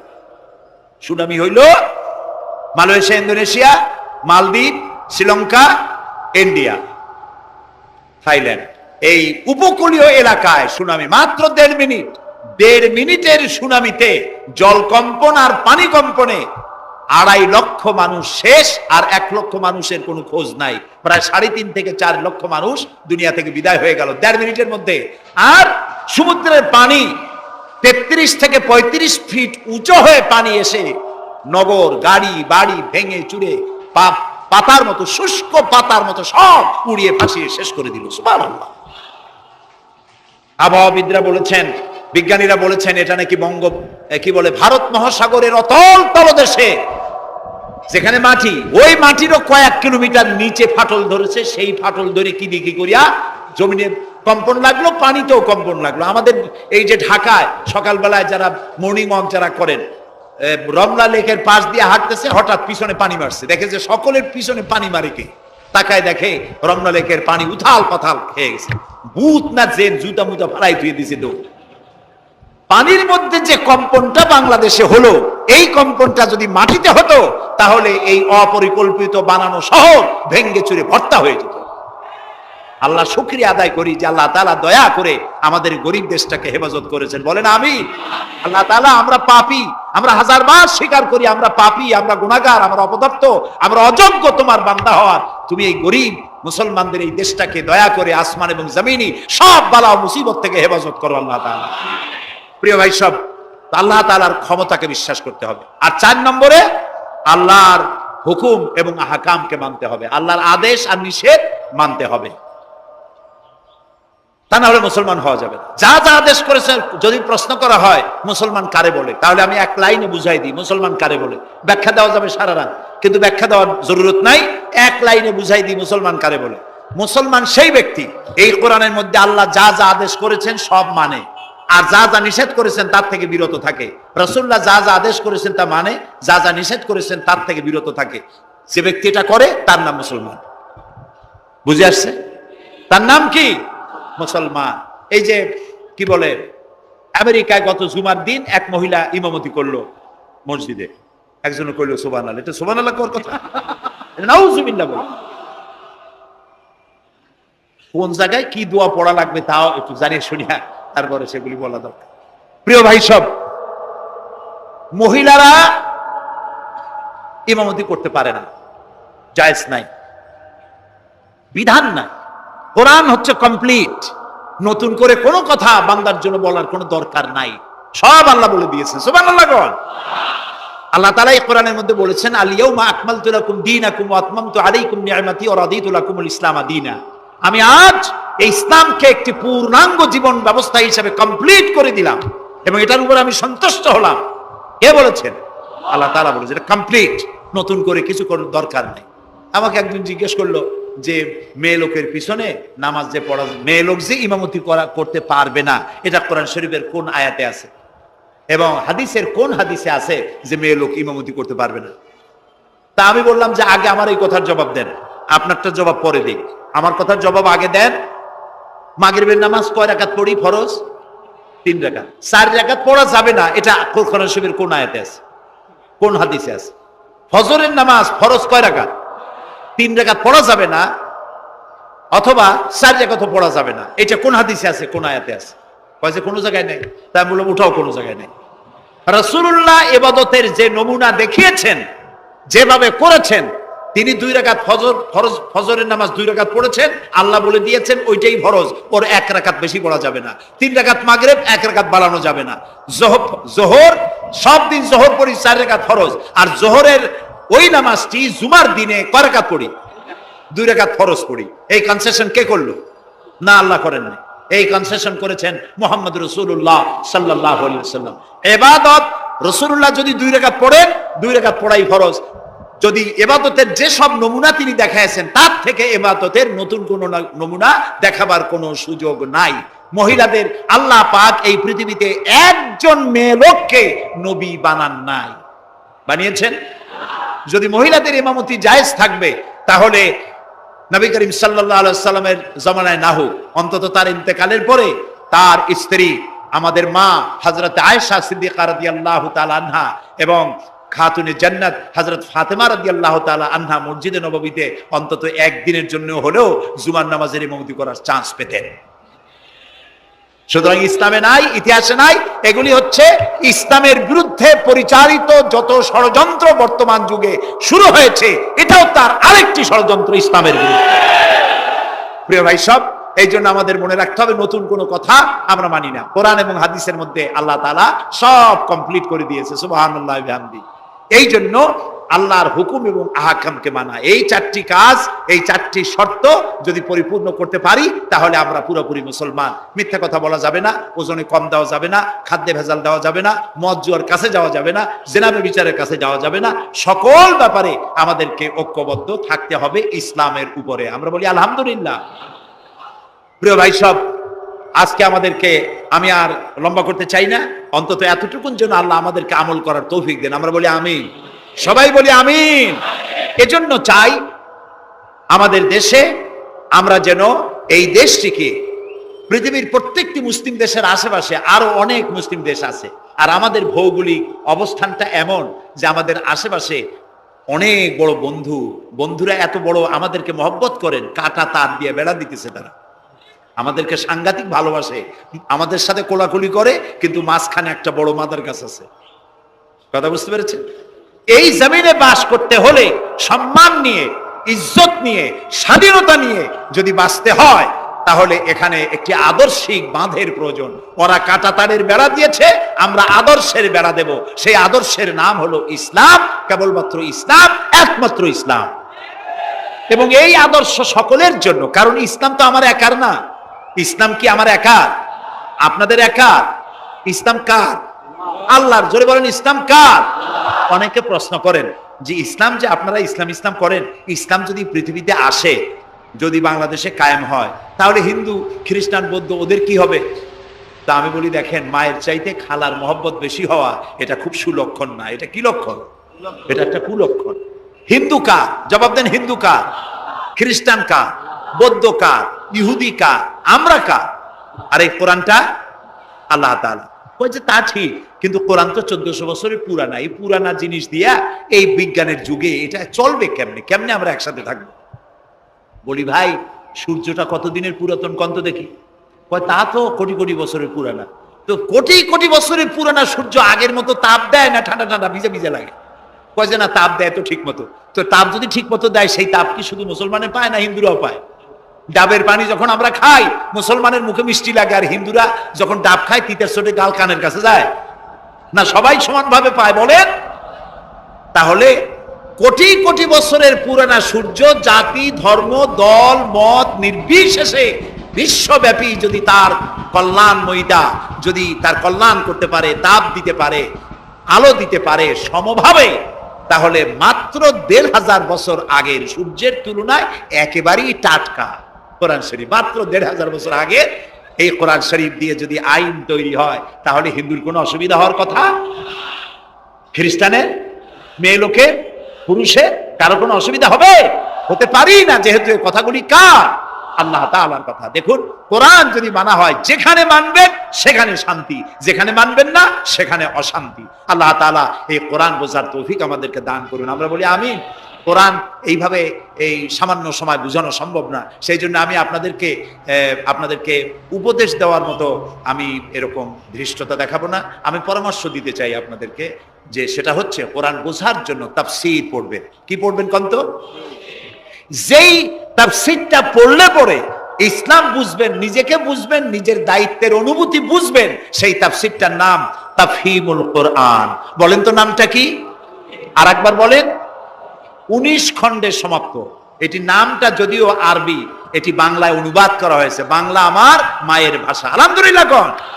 বাংলা ভাষার জন্য আমরা গর্বিত, আলহামদুলিল্লাহ কোন। আর ভাষার স্রষ্টা পৃথিবীর কোনো মানুষ নয়, ভাষার স্রষ্টা কে?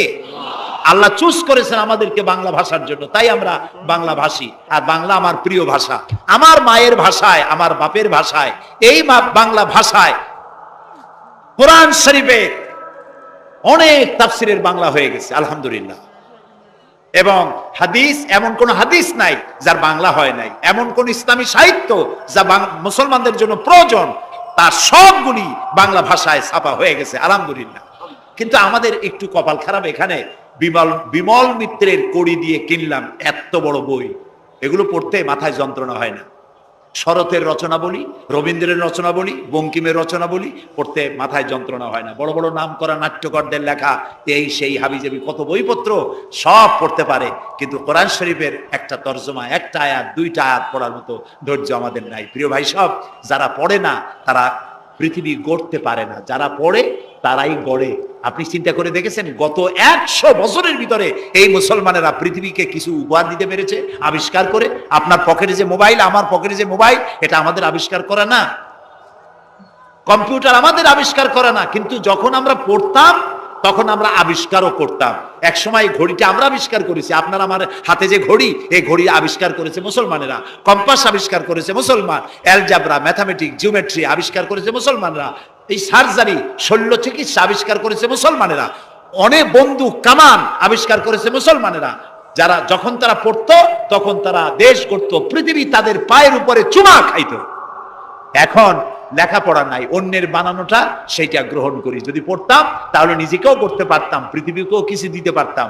এই জন্য কোরআন শরীফের মধ্যে আল্লাহ তাআলা প্রথম রাসূলের কাছে যে আয়াত নাজিল করেছেন, সেটা নামাজ না, রোজা না, হজ না, যাকাত না। প্রথম যে কথা বলেছেন সেটা ছিল ইকরা বিসমি রাব্বিকাল্লাযী খালাক। পড়ো পড়ো, রিড এন্ড রিড। তুমি তোমার প্রভুর নামে, তোমার আল্লাহর নামে পড়ো। আল্লাহ প্রথম কি বলেছেন? পড়ো। সেই পড়ার কাছে আমরা নাই। আমরা কি ওয়াদা করতে পারবো যে এখন থেকে আমরা পড়বো? পারবো ওয়াদা করতে?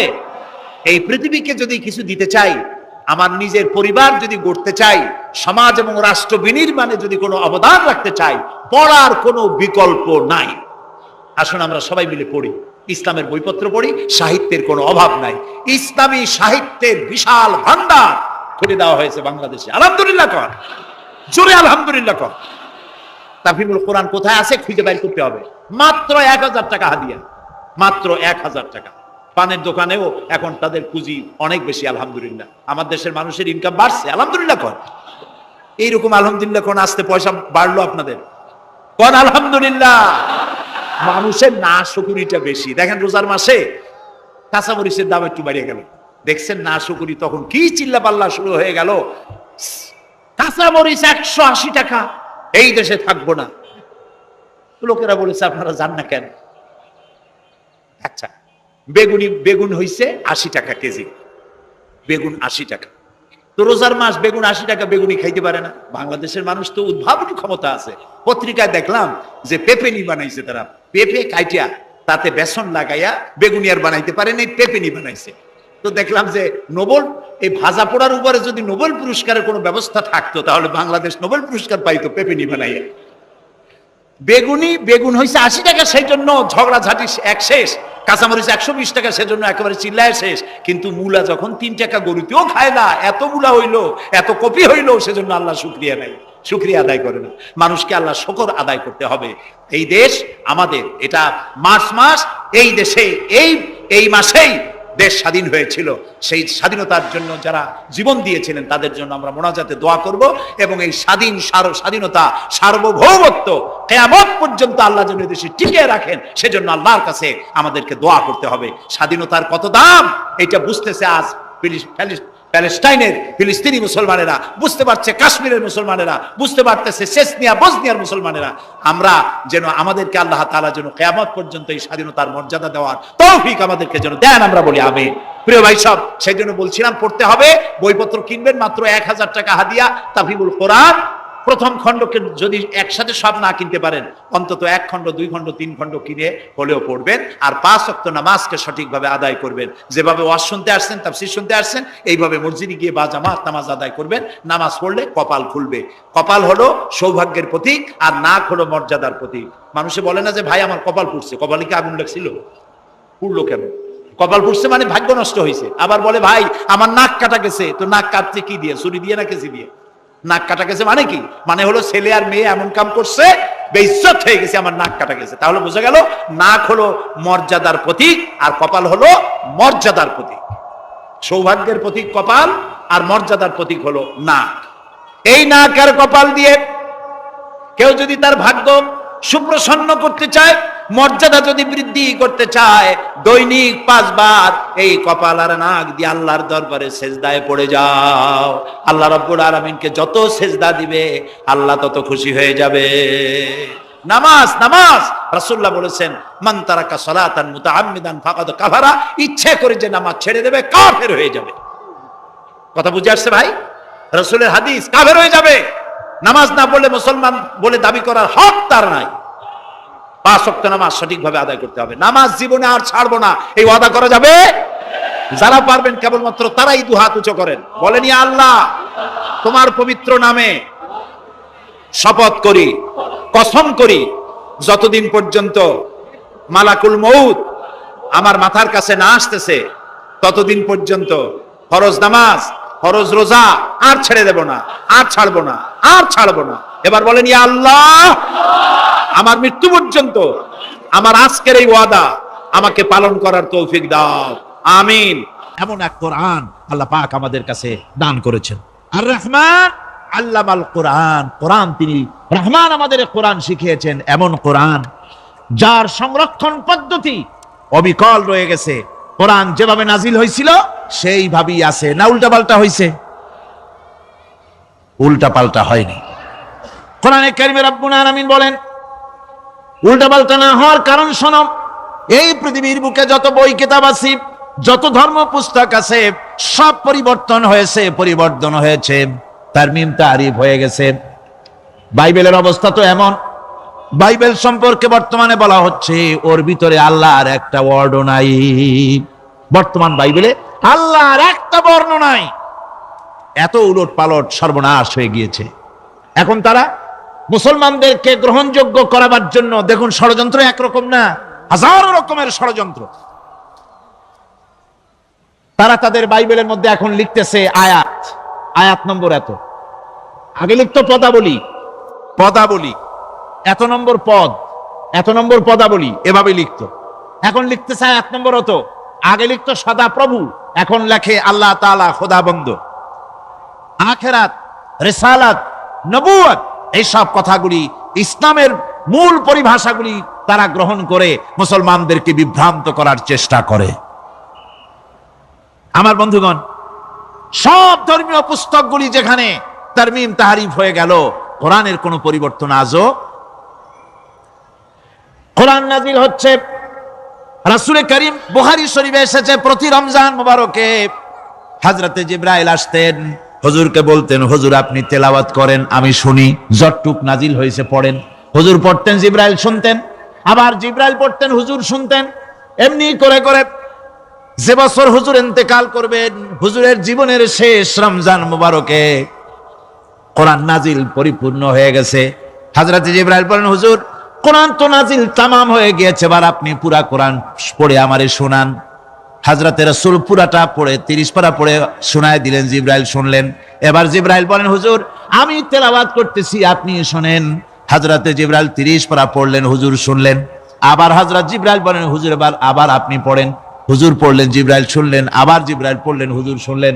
তার মানে হলো হুজুর যে বছর ইন্তেকাল করলেন, ওই বছরের রমজান মুবারকে হযরত জিবরাইল 2 বার পড়েছেন, হুজুর শুনেছেন, আর হুজুর 2 বার পড়েছেন, জিবরাইল শুনেছেন, যাতে করে একটা জের জবর, একটা আয়াত, একটা সেমিকোলন যেন বাদ না পড়ে যায়। কোরআনে কারীম মুখস্থ করার জন্য আল্লাহ রাব্বুল আলামিন এটাকে স্থায়ী করার জন্য বাধ্যতামূলক করেছেন, নামাজের ভিতরে তেলাওয়াত করতে হবে। মানুষ নামাজের মধ্যে তেলাওয়াত করে সওয়াবের জন্য, সকালে পড়ে, বিকালে পড়ে, অর্থ সহকারে বুঝে পড়ে, রাত্রে পড়ে, দিনে পড়ে। পৃথিবীতে এমন একটা মুহূর্ত নাই যখন কোরআনে কারীম তেলাওয়াত হয় না। জোরে কোন সুবহানাল্লাহ। মানুষ এটাকে তেলাওয়াত করতেছে, মুখস্থ করতেছে। এই কোরআন শরীফের ভিতরে রয়েছে সবকিছু।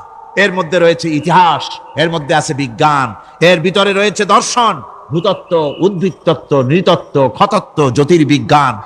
এর ভিতরে রয়েছে মানুষের পারিবারিক নীতি, সামাজিক নীতি, চুক্তি নীতি, বন্ধি নীতি, যুদ্ধ নীতি, মানুষের যা প্রয়োজন সবকিছু এই কোরআনে কারীমের মধ্যে আল্লাহ পাক সন্নিবেশিত করে দিয়েছেন। জোরে কোন সুবহানাল্লাহি ওয়া বিহামদিহি।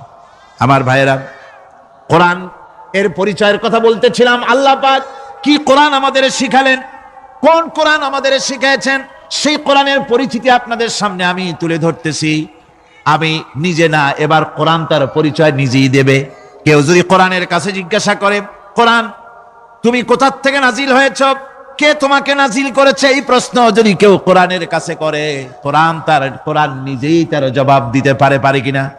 কোরআন নিজেই বলে, তানজিলাম মিম্মান খালাকাল আরদা ওয়াস সামাওয়াতিল উলা। এই কোরআন নাজিল করেছেন তিনি, যিনি ওই সুউচ্চ আকাশ আর জমিনকে যিনি সৃষ্টি করেছেন, সেই আল্লাহ আমারে নাজিল করেছেন। কোরআনের কাছে কেউ যদি প্রশ্ন করে, ও কোরআন এই পৃথিবীতে নাজিল হওয়ার আগে তুমি কোথায় ছিলে, কেউ যদি প্রশ্ন করে, কোরআনে কারীম নিজে নিজের পরিচয় শোনায়, আমি কোথায় ছিলাম শোনো। বাল হুয়া কুরআনুম মাজিদুন ফি লাউহিম মাহফুজ। বরং এই কিতাব অতীব মর্যাদা সম্পন্ন, সুরক্ষিত ফলকে লিপিবদ্ধ ছিল, আমি ছিলাম লৌহে মাহফুজে, সেখান থেকে এসেছি।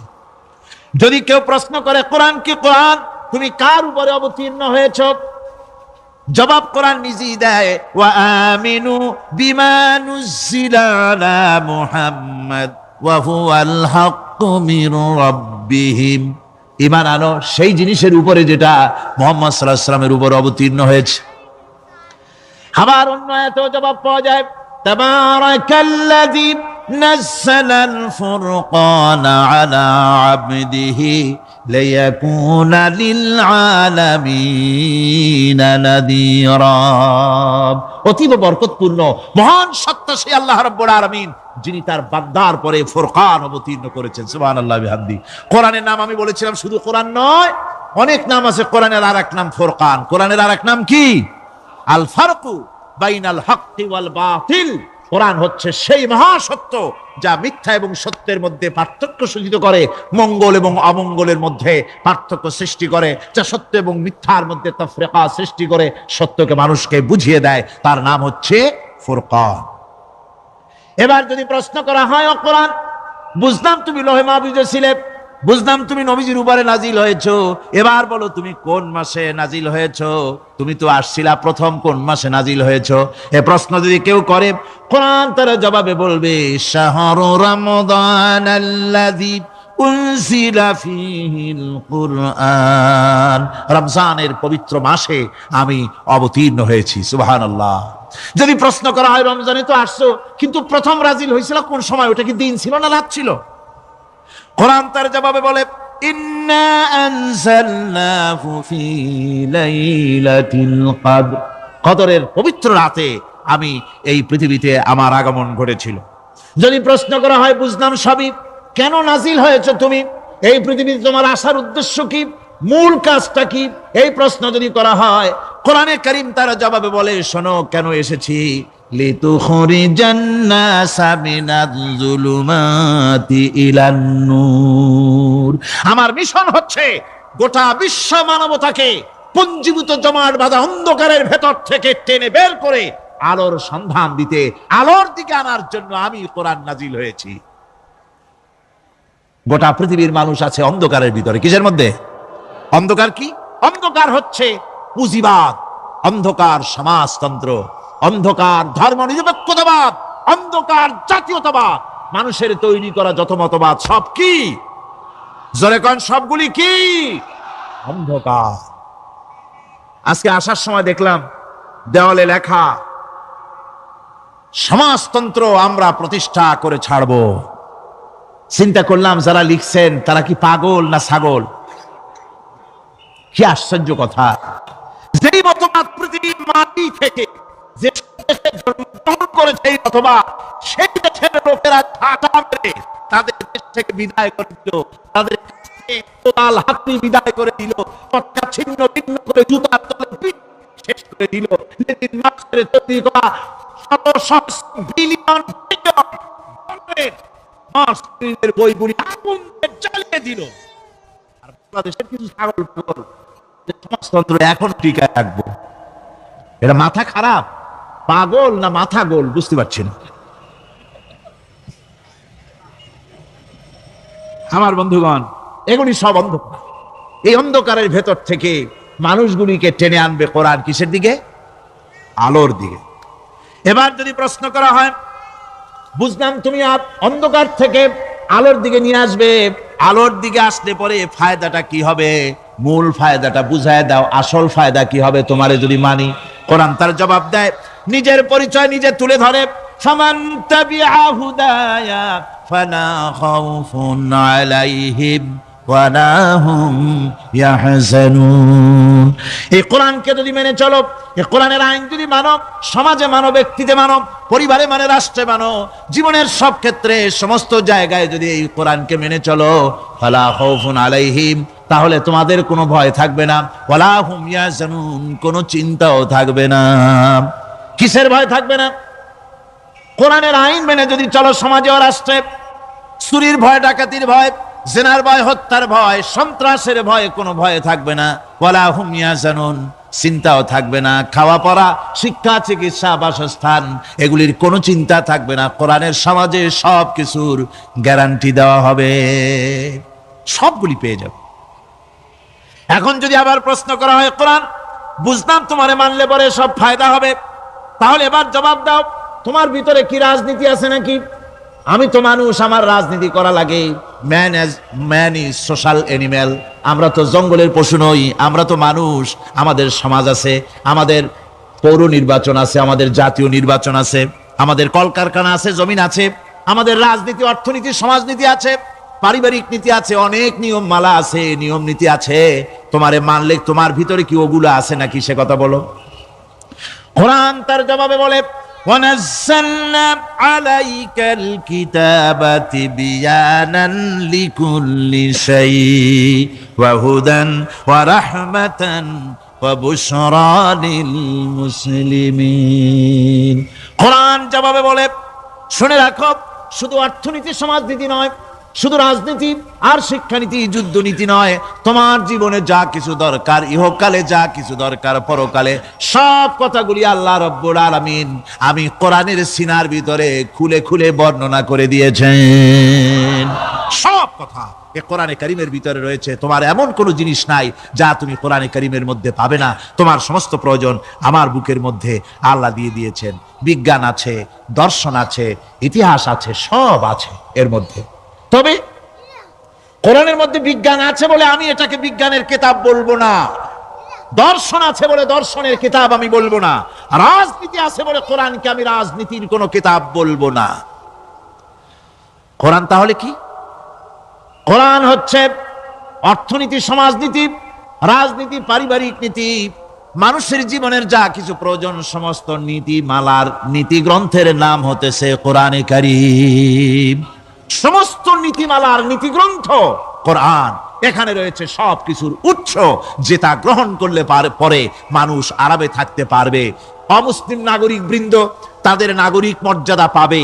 মুসলমান, কৃষক, নারী, চিকিৎসা, কৃষিবিদ, সাধারণ মানুষ, রং, বর্ণ, ভাষা নির্বিশেষে গোটা মানব সভ্যতা আরামে বাস করতে পারবে। পশু পাখিও আরামে থাকবে, গাছপালাও আরামে থাকবে, যেহেতু নির্দেশ হয়েছে বিনা প্রয়োজনে গাছের পাতাটিও ছিঁড় না। ইসলামের সমাজ যদি চালু হয় গাছেরাও আরাম পাবে, পাহাড়ও আরাম পাবে। চট্টগ্রামের লোকেরা যেভাবে পাহাড় কাটা আরম্ভ করেছে এটা বড় দুঃখজনক। জুমলায় মোতারেজা একটা বলে দিলাম, অপ্রাসঙ্গিক হলেও জরুরি কথা। আপনারা পাহাড় কাটতেছেন না, আপনাদের নিজেদের পায়ে নিজেরা কুড়াল মারতেছেন। খবরদার পাহাড় কাটবেন না। আল্লাহর প্রকৃতির ভারসাম্য আপনারা নষ্ট করছেন বলে ওজোন স্তরে ফাটল ধরেছে। তা রিপেয়ার করার জন্য আজকে বিশ্বের সব বিজ্ঞানীরা হতাশ হয়ে গিয়েছে, পাগল হয়ে গেছে। কেমনে এই ওজোন স্তরের ফাটলকে রিপেয়ার করব? ওজোন স্তরটা কি? ওজোন স্তর হচ্ছে সুবহানাল্লাহ, আল্লাহর যে কত দয়া। সূর্য, সেই সূর্যের রয়েছে আলট্রা ভায়োলেট রে, যাকে বাংলায় বলা হয় অতি বেগুনি রশ্মি। যে রশ্মিটা সৃষ্টি জগতে যদি আসে আর তা যদি কোনো প্রাণীর শরীরকে টাচ করে, তাহলে সমস্ত প্রাণী ক্যান্সার হয়ে, এক্সিমা হয়ে, বিখাউজ হয়ে, অ্যাজমা হয়ে সমস্ত প্রাণী মরে যাবে, কেউ বাঁচবে না। মারাত্মক রশ্মি। সেই রশ্মিটা যাতে সৃষ্টি জগৎকে টাচ করতে না পারে, সেজন্য আল্লাহ পাক একটা ওজোন স্তর তৈরি করেছেন। ওখানে এসে ওটা বাধাপ্রাপ্ত হয়, পৃথিবীর মাটিতে আসে না। যা কিছু পৃথিবীর মানুষের জন্য, পৃথিবীর জন্য কল্যাণকর, সেগুলি সূর্য থেকে আসতে থাকে। সুবহানাল্লাহ বিহামদি। যেটা ক্ষতিকর সেটা আল্লাহ পাক আটকায় রাখেন। এখন সেই ওজোন স্তরে ফাটল ধরলো। কেমনে ফাটল ধরলো? ফাটল আপনি আমি ধরাইছি। আপনি বলবেন যেটা কেমন কথা, আমি তো ওইখানে যাই নাই, আমি ফাটল ধরাইলাম কেমনে? ওই যে সেই আপনার প্রাইমারি স্কুলে ভিজিট করতে গিয়েছিল ইন্সপেক্টর, তারপরে প্রাইমারি না হাই স্কুল ভিজিট করতে গেছে। যায়া জিজ্ঞেস করছে ছেলেরা কি পড়ছে? বলে ইতিহাস। ঠিক আছে, ইতিহাস থেকেই প্রশ্ন করব। বলতো চীনের প্রাচীর কে ভেঙেছে? ছেলেরা জবাব দিচ্ছে না। তুমি বলো, তুমি বলো। কেউ বলছে না। বেঞ্চের কোনা যে ছেলেটি, সে বলছে সর্বনাশ। কেউ যখন স্বীকার করে না, এটা তো আমার মাথায় আসবে। সব শেষ ইন্সপেক্টর তাকে বলছে তুমি বলো তো কে ভেঙেছে চীনের প্রাচীর? কয় স্যার, গ্রামে আমার দুষ্টমির যথেষ্ট বদনাম আছে, কিন্তু চীনের প্রাচীর ভাঙার মতো দুষ্কর্ম আমি করি নাই। ইন্সপেক্টর খুব রেগে গেলেন, মাস্টারের দিকে তাকালেন, এই বুঝি আপনার ইতিহাস পড়ানো? মাস্টার ইন্সপেক্টরের বিরক্তি ভরা মুখ দেখে বলছেন স্যার রাগ করবেন না, এসব ছাত্র তো আমার, ওদের অবস্থা তো আমি জানি। আপনি আসছেন ঢাকা থেকে, আপনি জানবেন কি? আমি হলপ করে বলতে পারি আমার ক্লাসের কোন ছাত্র চীনের প্রাচীর ভাঙে নাই। ইন্সপেক্টর রাগ হইয়া চলে গেছে হেডমাস্টারের রুমে, যায় বলছে যে আমি আপনার স্কুলের গ্রান্টকে আমি নাকচ করে দেব, মঞ্জুরি আমি ক্যান্সেল করে দেব। কেন? এই অবস্থা। হেডমাস্টার বলছে স্যার রাগ করবেন না, আপনার জন্য কিছু টাকা পয়সাও রাখছি হাদিয়া, বড় একটা চর্বিযুক্ত খাসিও জবাহ করা হয়েছে, পুকুর থেকে রুই মাছ তোলা হয়েছে। তারপরেও আমার ছাত্ররা, টিচাররা বলার পরেও যদি আপনার সন্দেহ হয়ে থাকে যে আমার ছাত্ররাই ভাঙছে, তো ওই আপনি অসন্তুষ্ট হবেন না, রাগ করবেন না স্যার। ওই প্রাচীর ভাঙতে যা খরচ লাগে আমি কিছু খরচ দেবো, তো আপনি রাগ করেন না। এখন চিন্তা করেন, স্কুলের ছাত্র থেকে শুরু করে হেডমাস্টার পর্যন্ত জ্ঞানের বহর। তো বলতেছিলাম আপনি আমি ওজন স্তরে ফাটল ধরিয়েছি, তার অর্থ এই নয় যে আপনারা গিয়ে ওখানে কুড়াল মারিয়ে ওটারে ভাঙছেন। তাহলে ওটা কি হয়েছে? কোরআনে কারীমে রব্বুল আলামিন বলেন, ওয়ামা আসাবাকুম মিন মুসিবাতিন ফাবিমা কাসাবাত আইদিকুম ওয়া ইয়াফু আন কাসীর। যত বিপদ তোমাদের উপর আরোপিত হয়, সমস্ত বিপদ তোমাদের দুই হাতের কামাই করা। কে বলছেন? আল্লাহ পাক। ওজোন স্তরে ফাটল ধরেছে, এটা বিপদ। বিশ্বের সমস্ত মানব সভ্যতা সৃষ্টি জগতের জন্য বিপদ। এই বিপদের জন্য দায়ী পৃথিবীর মানুষ। কিরকম? সেটা হচ্ছে গাড়ির পেছন থেকে যে কালো ধোঁয়া বের হয়, কল কারখানার চিমনি থেকে যে কালো ধোঁয়া বের হয়, এই কালো ধোঁয়াগুলি, তারপরে সমস্ত কেমিক্যাল উইপেন সেগুলি যে টেস্ট করা হয়, তার রিয়াকশন ইত্যাদি, এই কালো ধোঁয়া এবং সমস্ত মারণাস্ত্রগুলি এক্সপেরিমেন্ট করার সমস্ত এই রিয়াকশনগুলি সবগুলি গিয়ে ওই ওজোন স্তরে ফাটল ধরিয়ে দিয়েছে। আস্তে করে পাতলা হয়ে এটা ফেটে গিয়েছে, অতি বেগুনি রশ্মি আসা শুরু করেছে।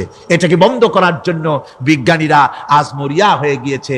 ইনশাআল্লাহ আল্লাহ পাক তার বিজ্ঞানীদের মানুষের মাথায় বুদ্ধি এনে দিবেন, রিপেয়ারও হয়ে যাবে ইনশাআল্লাহ। সবাই বলেন ইনশাআল্লাহ। তাহলে বললাম কেন এই কথাটা? এই জন্য বললাম যে কোরআনে কারীমের মধ্যে আল্লাহ রাব্বুল আলামিন সব কথা বলে দিয়েছেন, কোনো কথা বাদ রাখেন নাই। পাহাড়গুলি ভেঙে আমরা ক্ষতি করতেছি, গাছগুলি কেটে আমরা ক্ষতি করতেছি, প্রকৃতির ভারসাম্য নষ্ট করে দিচ্ছি, ফলে সমুদ্রের পানি স্ফীত হচ্ছে, ভূমিকম্প বাড়তেছে, ঘূর্ণিঝড় হচ্ছে, টর্নেডো হচ্ছে, পৃথিবী বিধ্বস্ত হয়ে যাচ্ছে, ক্লাইমেটের পরিবর্তন আসছে। আজকে পৌষ মাস, এটা কি মাস? কত তারিখ? দেখেন বাংলা ভাষাকে কত মহব্বত করি।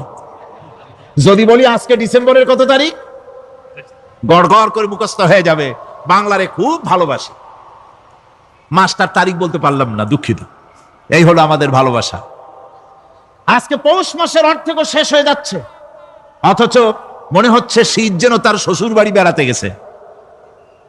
এই যে অবস্থা, এই অবস্থা শুধু বাংলাদেশে নয়, গোটা পৃথিবীতে ক্লাইমেটের একটা বিরাট পরিবর্তন আসতেছে, একটা বড় রকমের পরিবর্তন আসতেছে। এর কারণ হচ্ছে এই পৃথিবীর মানুষেরা নিজেরাই প্রকৃতির ভারসাম্যকে নষ্ট করে দিয়েছে। এই ভারসাম্য নষ্ট হওয়ার কারণে আবহাওয়ার পরিবর্তন হচ্ছে, সামুদ্রিক জলোচ্ছ্বাস বাড়তেছে, ভূমিকম্প, আগ্নেয়গিরি ইত্যাদি হচ্ছে এবং পৃথিবীর মানুষ বিধ্বস্ত হচ্ছে। বলতেছিলাম এই কোরআনে কারীমের মধ্যে আল্লাহ পাক সব কথা বলে রেখেছেন। যদি জানতাম, বুঝতাম, তাহলে এই অবস্থার সৃষ্টি হতো না। এটা বিজ্ঞানের বই নয়, রাজনীতির বই নয়, সমাজনীতির বই নয়, বরং সমস্ত নীতিমালার উচ্চ, জ্ঞানের উচ্চ হচ্ছে আল কোরআন। জ্ঞানের উচ্চ কি? আরো জোরে বলেন, জ্ঞানের উচ্চ কি? আল কোরআন। পবিত্র কোরআনে এমন এমন ঘটনা আল্লাহ পাক বলেছেন যা ষষ্ঠ শতাব্দীর দুনিয়া এ সম্পর্কে কিছুই জানতো না। অবশ্য কিছু কিছু ঘটনা ইহুদিদের কিতাবে অতিরঞ্জিত আকার এবং বিকৃত অবস্থায় এসেছে, কিন্তু কোরআনে কারীম দুনিয়ার মানুষকে আদম সৃষ্টি, নূহের বন্যা, তারপরে মুসা আলাইহিস সালাম ফেরাউনের ঘটনা, ইব্রাহিম আলাইহিস সালামের নমরুদের ঘটনা এবং ইউসুফ আলাইহিস সালামের কাহিনী সবগুলিকে সুন্দর করে কোরআন শরীফ উপস্থাপনা করেছে রাসূলের মাধ্যমে, যা পৃথিবীর ইতিহাসে কেউ জানতো না। সেগুলি আল্লাহ পাক জানাইছেন কিভাবে? কোরআনে কারীম বলছে, তিলকা মিন আম্বাইল গায়বি নুহিহা ইলাইকা মা কুনতা তা'লামুহা আনতা ওয়ালা কওমুকা মিন ক্বাবলি হাদা। এ হলো সব অজ্ঞাত ঘটনা। সমস্ত ঘটনাগুলি আল্লাহ পাক তার হাবিবকে শুনিয়ে বলে দিলেন, সব অজ্ঞাত ঘটনা, যা তুমি জানতে না, তোমার কোনো জানা ছিল না, আমি ওহীর মাধ্যমে তোমাকে সব জানাইছি। ইউসুফ আলাইহিস সালামকে যখন তার ভাইয়েরা কুয়ার মধ্যে ফেলে দিতেছিল, তখন তুমি উপস্থিত ছিলে না, এই ঘটনা ওহীর মাধ্যমে আমি জানালাম। মুসা আলাইহিস সালামকে যখন ফেরাউন দরিয়ার ভিতরে ফেলে দিল, সেই সময় তুমি সিনাই পর্বতের পাশে দাঁড়িয়ে সব দৃশ্য লক্ষ্য করনি, অথচ আমি ওহীর মাধ্যমে সব তোমাকে খুলে খুলে বলে দিয়েছি। আল্লাহ পাক সমস্ত ঘটনাগুলিকে বলে বলে কোরআন শরীফের মধ্যে সব সাজিয়ে দিলেন, বলে দিলেন। তিনি বললেন, وما كنت بجانب الغربي إذ قضينا إلى موسى الأمر وما كنت من الشاهدين। ফিরআউন যে মুসার সঙ্গে যে ব্যবহারটা করলো, এ সময় সেখানে তুমি উপস্থিত ছিলে না, আমি ওহীর মাধ্যমে তোমাকে তা জানিয়েছি। كذلك نقص عليك من أنباء ما قد سبق وقد آتيناك من لدنا ذكرا। আল্লাহ পাক বলেন, এভাবে আমি আপনার কাছে অতীত ঘটনাবলী ওহীর মাধ্যমে নিখুঁত ভাবে আপনার সামনে সব বলে দিয়েছি। আমার ভাইরা, এই বিশ্বলোকে ঊর্ধ্ব লোক সম্পর্কে নিয়ে ভুল তথ্য বর্ণনা আল্লাহ পাক করে দিয়েছেন কোরআনের মাধ্যমে। 1665 খ্রিস্টাব্দে স্যার আইজাক নিউটন তিনি আবিষ্কার করলেন মাধ্যাকর্ষণ শক্তিকে। এই মাধ্যাকর্ষণ শক্তি, ল অফ গ্রাভিটেশন, এ সম্পর্কে মানুষের এই থেকে কিছু জানলো, কিন্তু আজ থেকে 1400 বছর আগে আল্লাহ রাব্বুল আলামিন তার উম্মি নবী, যিনি কোনো বিজ্ঞানাগারে লেখাপড়া করেন নাই, কোনো সায়েন্স রিসার্চ করেননি, যিনি কোনো কলেজ ইউনিভার্সিটিতে পড়াশোনা করেননি, তার মাধ্যমে জানিয়েছেন মাধ্যাকর্ষণ শক্তির কথা। কোরআন বলছে, ইন্নাল্লাহা ইউমসিকুস সামাওয়াতি ওয়াল আরদা আন তাজুলা। এই পৃথিবী এবং সমস্ত গ্রহ উপগ্রহকে আল্লাহ পাক বলছেন, আমি এমন এক শক্তি দিয়েছি যে শক্তির মাধ্যমে একটা আরেকটাকে আকর্ষণ করে রাখছে। এই পৃথিবীতে মাধ্যাকর্ষণ শক্তি শুধু পৃথিবীর নাই, সূর্যের আছে, মঙ্গলের আছে, নেপচুনের আছে, ইউরেনাসের আছে, বৃহস্পতির আছে। প্রত্যেকটি গ্রহের আলাদা আলাদা মাধ্যাকর্ষণ শক্তি আছে, আর এই শক্তির বলে একটা আরেকটাকে টেনে ধরছে, যাতে করে বিচ্ছিন্ন হয়ে না যায়, যাতে করে ধ্বংসপ্রাপ্ত না হয়। এগুলি আল্লাহ পাক এই তথ্যগুলি কোরআনে কারীমের মধ্যে বলেছেন। ফলে মরিস বুকাইলির মতো লোক, যিনি ফরাসি দার্শনিক, তিনি বলেছেন দুনিয়ার সমস্ত বিজ্ঞানীদের থিওরি হচ্ছে এই, যে বিজ্ঞানের কোনো থিওরি ফাইনাল নয়। আজ একটা হচ্ছে, কাল সেটাকে পরিবর্তন করে নতুন আর এক থিওরি আসতেছে। কিন্তু কোরআনে কারীমের মধ্যে আমি, কে বলতেছেন এ কথা? না না না, মরিস বুকাইলি বলছেন, কোরআন শরীফের ভিতরে আমি যে বিজ্ঞানের তথ্য পেয়েছি, থিওরি পেয়েছি, তার কোনো পরিবর্তন আজও হয় নাই, ভবিষ্যতেও হওয়ার কোনো সম্ভাবনা নাই। মরিস বুকাইলি মনে করেছিলেন বেদ আর বাইবেলে যেমন ভুল আছে, কোরআন শরীফে ওই রকম ভুল আছে, নাউজুবিল্লাহ। সেই জন্য তিনি আরবি শিখলেন কোরআন বোঝার জন্য, ভুল ধরার জন্য। কোরআন শিখলেন কি জন্য? ভুল ধরার জন্য। আর এমন শেখা শিখছেন, ওই আরবি শিক্ষা মানে আমাদের দেশের লোকদের মতো আনাকুম জানাকুম শেখে নাই, ভালো করেই শিখছে, ভালো করেই মুখস্থ করেছেন, তার ভালো করে আরবি শিখেছেন, তারপরে কোরআন শরীফ পড়েছেন, তারপরে তিনি এ কোরআন পড়ে তেলাওয়াত করে বুঝে এরপরে তিনি বই লিখেছেন the Bible, the Quran and science. এই বইয়ের মধ্যে তিনি পরিষ্কার লিখেছেন, কোরআন পড়লাম, এর ভিতরে একটা নকতা দেওয়ার, একটা কলমের ফোঁটা দেওয়ার জায়গা কারো নাই। কোরআন নিঃসন্দেহে মহান স্রষ্টা আল্লাহ রাব্বুল আলামিনের মানুষের বানানো কিতাব, এটা হতে পারে না। সুতরাং কোরআন শরীফের মধ্যে আল্লাহ পাক সব কথা বলে দিয়েছেন। বিজ্ঞানের সাথে কিন্তু কোরআনের সংঘর্ষ নাই। অনেকে মনে করে যে বিজ্ঞান আর কোরআন এর মধ্যে বিরাট সংঘর্ষ। না, বিরাট সংঘর্ষ নয়, দুই একটা পয়েন্টে সংঘর্ষ থাকতে পারে। অধিকাংশ ব্যাপারই বিজ্ঞান, আমি মনে করি বিজ্ঞানের আবিষ্কার যত বাড়বে, কোরআন বোঝা মানুষের জন্য তত সহজ হবে। এটা আমার ধারণা, এটা আমার ধারণা। বিজ্ঞানের সাথে দুই একটা পয়েন্টের উপরে সংঘর্ষ আছে, যেমন চন্দ্র এবং সূর্য সম্পর্কে, সৌরজগৎ সম্পর্কে Copernicus, Kepler, Galileo, Newton, Einstein মহাশূন্য সম্পর্কে যে সব বক্তব্য রেখেছেন, সেসব বক্তব্যের সাথে কোরআন শরীফের কিছুটা বৈপরীত্য রয়েছে। যেমন কেউ বলেছেন সূর্য ঘোরে, পৃথিবী স্থির, কেউ বলে সূর্যের চতুর্দিকে পৃথিবী ঘোরে, কেউ কয় চন্দ্র ঘোরে, কেউ কয় আমরা কি আর বসে থাকি, আমরাও ঘুরি।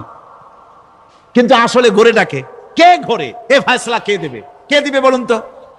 হ্যাঁ, ঠিক বলেছেন, আল্লাহই দিবেন, কারণ এগুলি সৃষ্টি করেছেন কে? এবার শুনুন, এই বিতর্কের মীমাংসা আল্লাহ পাক করছেন কোরআনে কারিমে বহু আগে।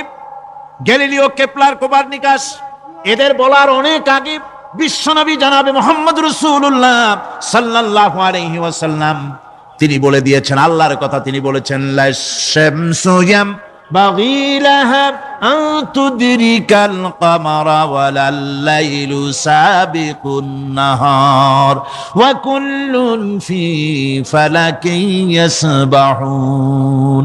প্রবল জ্ঞানী হইবে যাহারা, আপন মনেতে বুঝিবে তাহারা, রাত্রি পারে না আগে যাইবার দিনের স্থান করি অধিকার।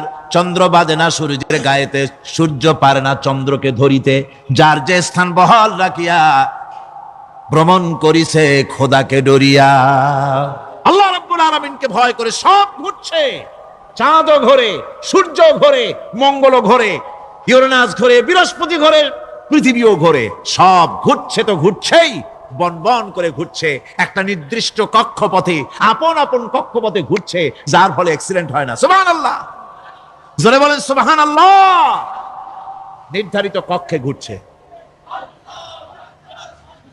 নির্ধারিত নির্ধারিত কক্ষে ঘুরছে। এর কক্ষগুলি আল্লাহ পাক ঠিক করে দিয়েছেন, সেই কক্ষে ঘুরতেছে, একে অপরের পথ অতিক্রম করতেছে না।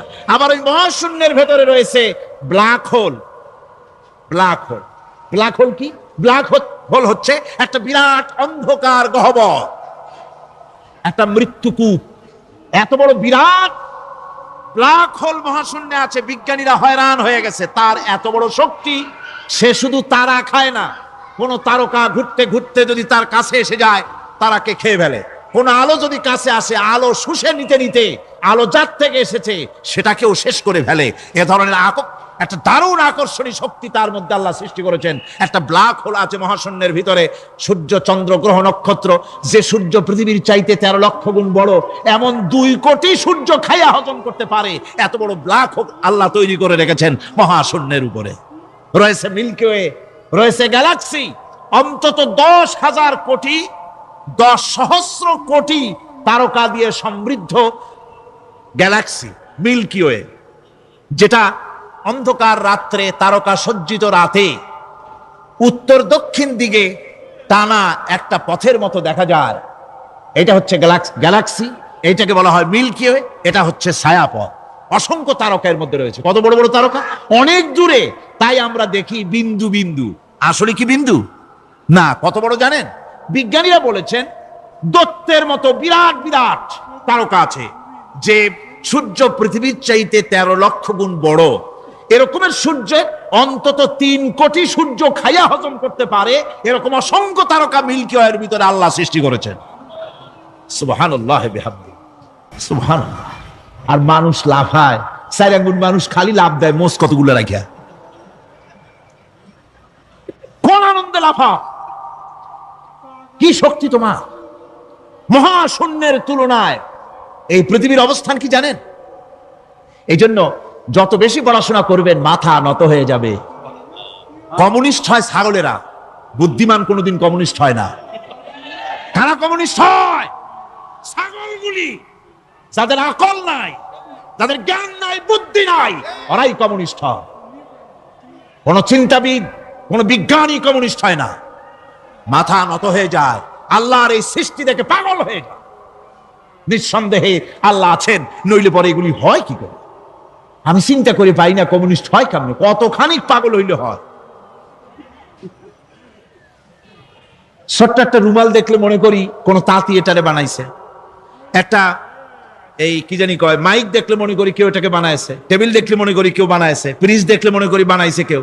একটা সুই দেখলে মনে করি কেউ এটাকে বানাইছে। আর এই বিশাল পৃথিবী, ওই বিশাল আকাশ, কমিউনিস্টরা কয় এমনি এমনি হয়েছে। কয় বোতল খায় দৈনিক আল্লাহই জানে। আমার বন্ধুগণ, মাথা নত হয়ে আসবে চিন্তা করলে কি বিশাল সৃষ্টি আল্লাহ পাকের। এই ছায়াপথ, এই গ্যালাক্সি, এর তুলনায় পৃথিবীর অবস্থান কোথায়? পৃথিবীর অবস্থানটা হচ্ছে, আমার হাতে এটা একটু কলম। এই কলমটা কাগজের উপরে আমি যদি এই নিপটা রাখি, কাগজের ভিতরে নিপে যতটুকুন জায়গা টাচ করবে, মহাশূন্য গ্যালাক্সি মিল্কি ওয়ে, আল্লাহর ওই মহাশূন্যের তুলনায় পৃথিবীর অবস্থান একটা কলমের নিপে যতটুকুন জায়গা নেয় এর থেকে বেশি নয়। এই যদি হয় পৃথিবী, তাহলে সেই পৃথিবীর মানুষ আপনি, আপনি কতটুকুন? সলিমুদ্দি বসিরুদ্দি খালি লাফায়। আমার বন্ধুগণ, লাভ কি? লাভের চোটে বলে হ্যান করেঙ্গে ত্যান করেঙ্গে, লাঠি কে আন্দার মুগুর ভরেঙ্গে। কয়েকদিন পর শোনা যায় শীত হয়ে পড়ছে, কিছু নাই। সুতরাং আল্লাহ পাকের অসীম সৃষ্টি জগৎ, এর সঙ্গে বিজ্ঞানের সংঘর্ষ কম। 2-1টা পয়েন্টে আছে, বাকি সবগুলিতে বিজ্ঞানের আবিষ্কার যত বাড়তেছে, আল্লাহরে চেনা, সৃষ্টি জগৎকে জানা মানুষের জন্য তত সহজ হচ্ছে। এই কথাগুলি আমি সামনের দিকে আরো বলবো ইনশাআল্লাহ। সবাই বলেন ইনশাআল্লাহ, যাতে আমাদের বুঝে আসে। আর রহমান আল্লামাল কোরআন, কোরআন শিখিয়েছেন আমাদেরকে। রহমান এমন নিয়ামত দিয়েছেন যার মধ্যে সব আছে। মানুষ সৃষ্টির ব্যাপারে, মানব সৃষ্টির ব্যাপারে নির্ভুল তথ্য যদি পেতে হয়, তাহলে কার কাছে যাব জোরে কন? আল্লাহর কাছে যেতে হবে। আর আল্লাহর কাছে না যাইয়া মানব সৃষ্টির রহস্য যদি জানতে যাই ডারউইনের কাছে, তাহলে আপনার মামু হবে সুন্দরবনের বান্দরেরা। ঠিক কিনা? বান্দরেরা হবে মামু, শিম্পাঞ্জি ওরাং ওটাং হবে আপনার নানার দাদা। তার কারণ ডারউইন সাহেব বলেছেন মানুষ এর পূর্বপুরুষ হলো বাঁদর, শিম্পাঞ্জি, ওরাং ওটাং, এটা হলো তার থিওরি অফ ইভলিউশন। বিবর্তনবাদের থিওরি পেশ করতে গিয়ে তিনি বলেছেন মানুষ হলো বান্দরের জাত। আরে বেটা, তুই বান্দরের জাত। নিজের লেজ কাটিয়া সকলের লেজ কাটা আরম্ভ করতে চাচ্ছে। কি পাগলের পাগল, মানুষ হয়েছে বান্দরের জাত। আশ্চর্য কথা। কেমনে কইলে? তো বললো যে শিম্পাঞ্জি দেখছে, তো সে শিম্পাঞ্জি দেখে তার মনে হয়েছে যে মানুষ ওইরকমই তো দেখা যায়, তো মানুষ বুঝি বান্দর থেকেই আসছে। আমি বলি পৃথিবীতে এমন পাগল আমি কোনোদিন দেখিও নাই, শুনিও নাই যে কোনো পাগল পাবদা মাছ দেখে বলেছে যে এটা হচ্ছে বোয়াল মাছের পূর্বপুরুষ। টাকি মাছ দেখে কোন ছাগলেও বলেছে আজ পর্যন্ত যেটা হলো শোল মাছের পূর্বপুরুষ। পুঁটি খাইতে খাইতে আস্তে আস্তে বিরাট শোলে পরিণত হয়ে গেছে, কোনো পাগলেও বলেনি। আচ্ছা, মেনে নিলাম ডারউইন সাহেবের থিওরি, মেনে নিলাম এক সেকেন্ডের জন্য যে বান্দর থেকেই মানুষ হয়েছে। এখনো তো বানর প্রজাতি আছে না, শেষ হয়ে গেছে? আছে কিনা? তাহলে সুন্দরবনে যান, যে দেখুন কোন বাঁদর কি এ পর্যন্ত দেখা গেছে যে কোমর পর্যন্ত মানুষের মতো হয়ে গেছে। আর একটু দুধ আর পনির আর একটু এই শুটকি মাছ লোটটা ফিশ খাওয়াইলে আর কদিনের মধ্যে এই বান্দরটা মানুষ হয়ে যাবে। হয়েছে এরকম? বাঁদরের 12 আনা মানুষ হয়ে গেছে, 14 আনা মানুষ হয়ে গেছে, আর অল্প একটু বাকি। এরকম দেখা গেছে কোথাও? দেখা যায়। এগুলি পাগলামি কথা, পাগলামি কথা। মানুষ বানর থেকে আসেনি, মানুষ ওরাং ওটাং থেকে আসেনি, মানুষ শিম্পাঞ্জি থেকে আসেনি। মানুষ এসছে কোত্থেকে? এটা জানতে হলে এ নির্মূল তথ্য জানার জন্য আসতে হবে কোরআনের কাছে। কার কাছে? আল্লাহ রাব্বুল আলামিন তার হাবিবের মুখ থেকে মানব সৃষ্টি রহস্য তিনি উদ্ঘাটন করে দিয়েছেন। তিনি বলেছেন, দুনিয়াবাসীকে শুনিয়েছেন, ফালয়ানজুরিল ইনসানু মিম্মা খুলিক খুলিকা মিম্মা ইন দাফিকিন ইয়াখরুজু মিন বাইনিস সুলবি ওয়াত তারাইব। আল্লাহ পাক বলেন মানুষ কি তার সৃষ্টি রহস্য দেখে না? কেমনে তাকে আমি সৃষ্টি করেছি? মায়ের বক্ষ পিঞ্জর থেকে, বাপের পৃষ্ঠ থেকে সবেগে নির্গত এক ফোঁটা নাপাক পানি দিয়ে আমি আল্লাহ মানুষকে সৃষ্টি করেছি। বান্দর থেকে নয়, ওরাংওটাং থেকে নয়, শিম্পাঞ্জি থেকে নয়। মানুষের অরিজিন মানুষ আদম থেকে তোমরা জন্মগ্রহণ করেছো। আদম এসেছে মাটি থেকে, তোমরা এসেছো আদম থেকে। সুবহানাল্লাহ বিহামদি। এটাই হলো মানব সৃষ্টি রহস্যের কথা আল্লাহ পাক বলে দিয়েছেন। অন্যত্র আল্লাহ বলেন, ইন্না খালাকনাকুম মিন তুরাবিন সুম্মা মিন নুতফাতিন সুম্মা মিন আলাকাতিন সুম্মা মিন মুদগাব। নিষ্প্রাণ মাটি থেকে তোমার উৎপত্তি হয়েছে, আর এই নিষ্প্রাণ মাটি দিয়ে তোমাকে তৈরি করা হয়েছে। এগুলি মাতৃগর্ভের ভিতরে গিয়া নাপাক পানি ফোঁটা জমাট রক্ত হয়েছে, গোশত হয়েছে, তারপরে মানুষের আকৃতি দিয়েছি, আর এরপরে বাচ্চার আকারে মায়ের পেট থেকে আমি আল্লাহ মানুষ করে তোমাকে বের করেছি। সুতরাং মানব সৃষ্টি রহস্যের কথা বিজ্ঞানের সাথে যেটা সাংঘর্ষিক হবে কোরআনের সাথে, আমরা সেটা মানতে পারি না। আমাদেরকে মানতে হবে মূল জ্ঞানের কিতাবটা। মূল জ্ঞানের কিতাব কোনটা? জোরে কম তো কোনটা? এখানে সব কথা আল্লামাল কোরআন। কোরআন শিখিয়ে মানুষকে আল্লাহ পাক সবচাইতে বড় দয়া করেছেন, এর থেকে বড় দয়ার হয় না। কোরআন শিখিয়েছেন আমাদের, যার মধ্যে সমস্ত তথ্যের কথা আল্লাহ পাক বলেছেন। The universe and doctor Einstein বইয়ের ভিতরে লেখা হয়েছে যে একদিন এমন হবে যখন ধীরে ধীরে সূর্য তার আরো হারিয়ে ফেলবে, চন্দ্র নিষ্প্রভ হয়ে যাবে, আর পৃথিবী আস্তে আস্তে তার গতি হারিয়ে ফেলবে। একথা আজকের বিজ্ঞানীরা অথবা আজ থেকে কয়েক বছর আগের বিজ্ঞানীরা একথা বলছেন। কিন্তু রাসূল করিম সাল্লাল্লাহু আলাইহি ওয়াসাল্লামের মুখ থেকে আজ থেকে 1400 বছর আগে, যিনি বিজ্ঞানাগারে মোটেও পড়াশোনা করেননি, লিখতে জানেন না, পড়তে জানেন না, সই করতে জানেন না, বিজ্ঞান আজ যে কথা বলছে সেই কথা 1400 বছর, 1500 বছর আগে রাসূল করিমের মুখ থেকে আল্লাহ পাক বলছেন। কোরআনে কারীম বলছে, ইয়াসআলু আইয়ানা ইয়াউমুল কিয়ামা ফাইযা বারিকাল বাসারু ওয়া খাসাফাল কামারু ওয়া জুমিআশ শামসু ওয়াল কমার। হে রাসূল, রাসূলের কাছেরা জিজ্ঞাসা করে কিয়ামত কবে হবে? আল্লাহ পাক বলেন, বলে দিন যেদিন চন্দ্র তার আলো হারিয়ে ফেলবে, যেদিন সূর্য তার আলো হারিয়ে ফেলবে, আর চন্দ্র আর সূর্য সব একাকার হয়ে যাবে।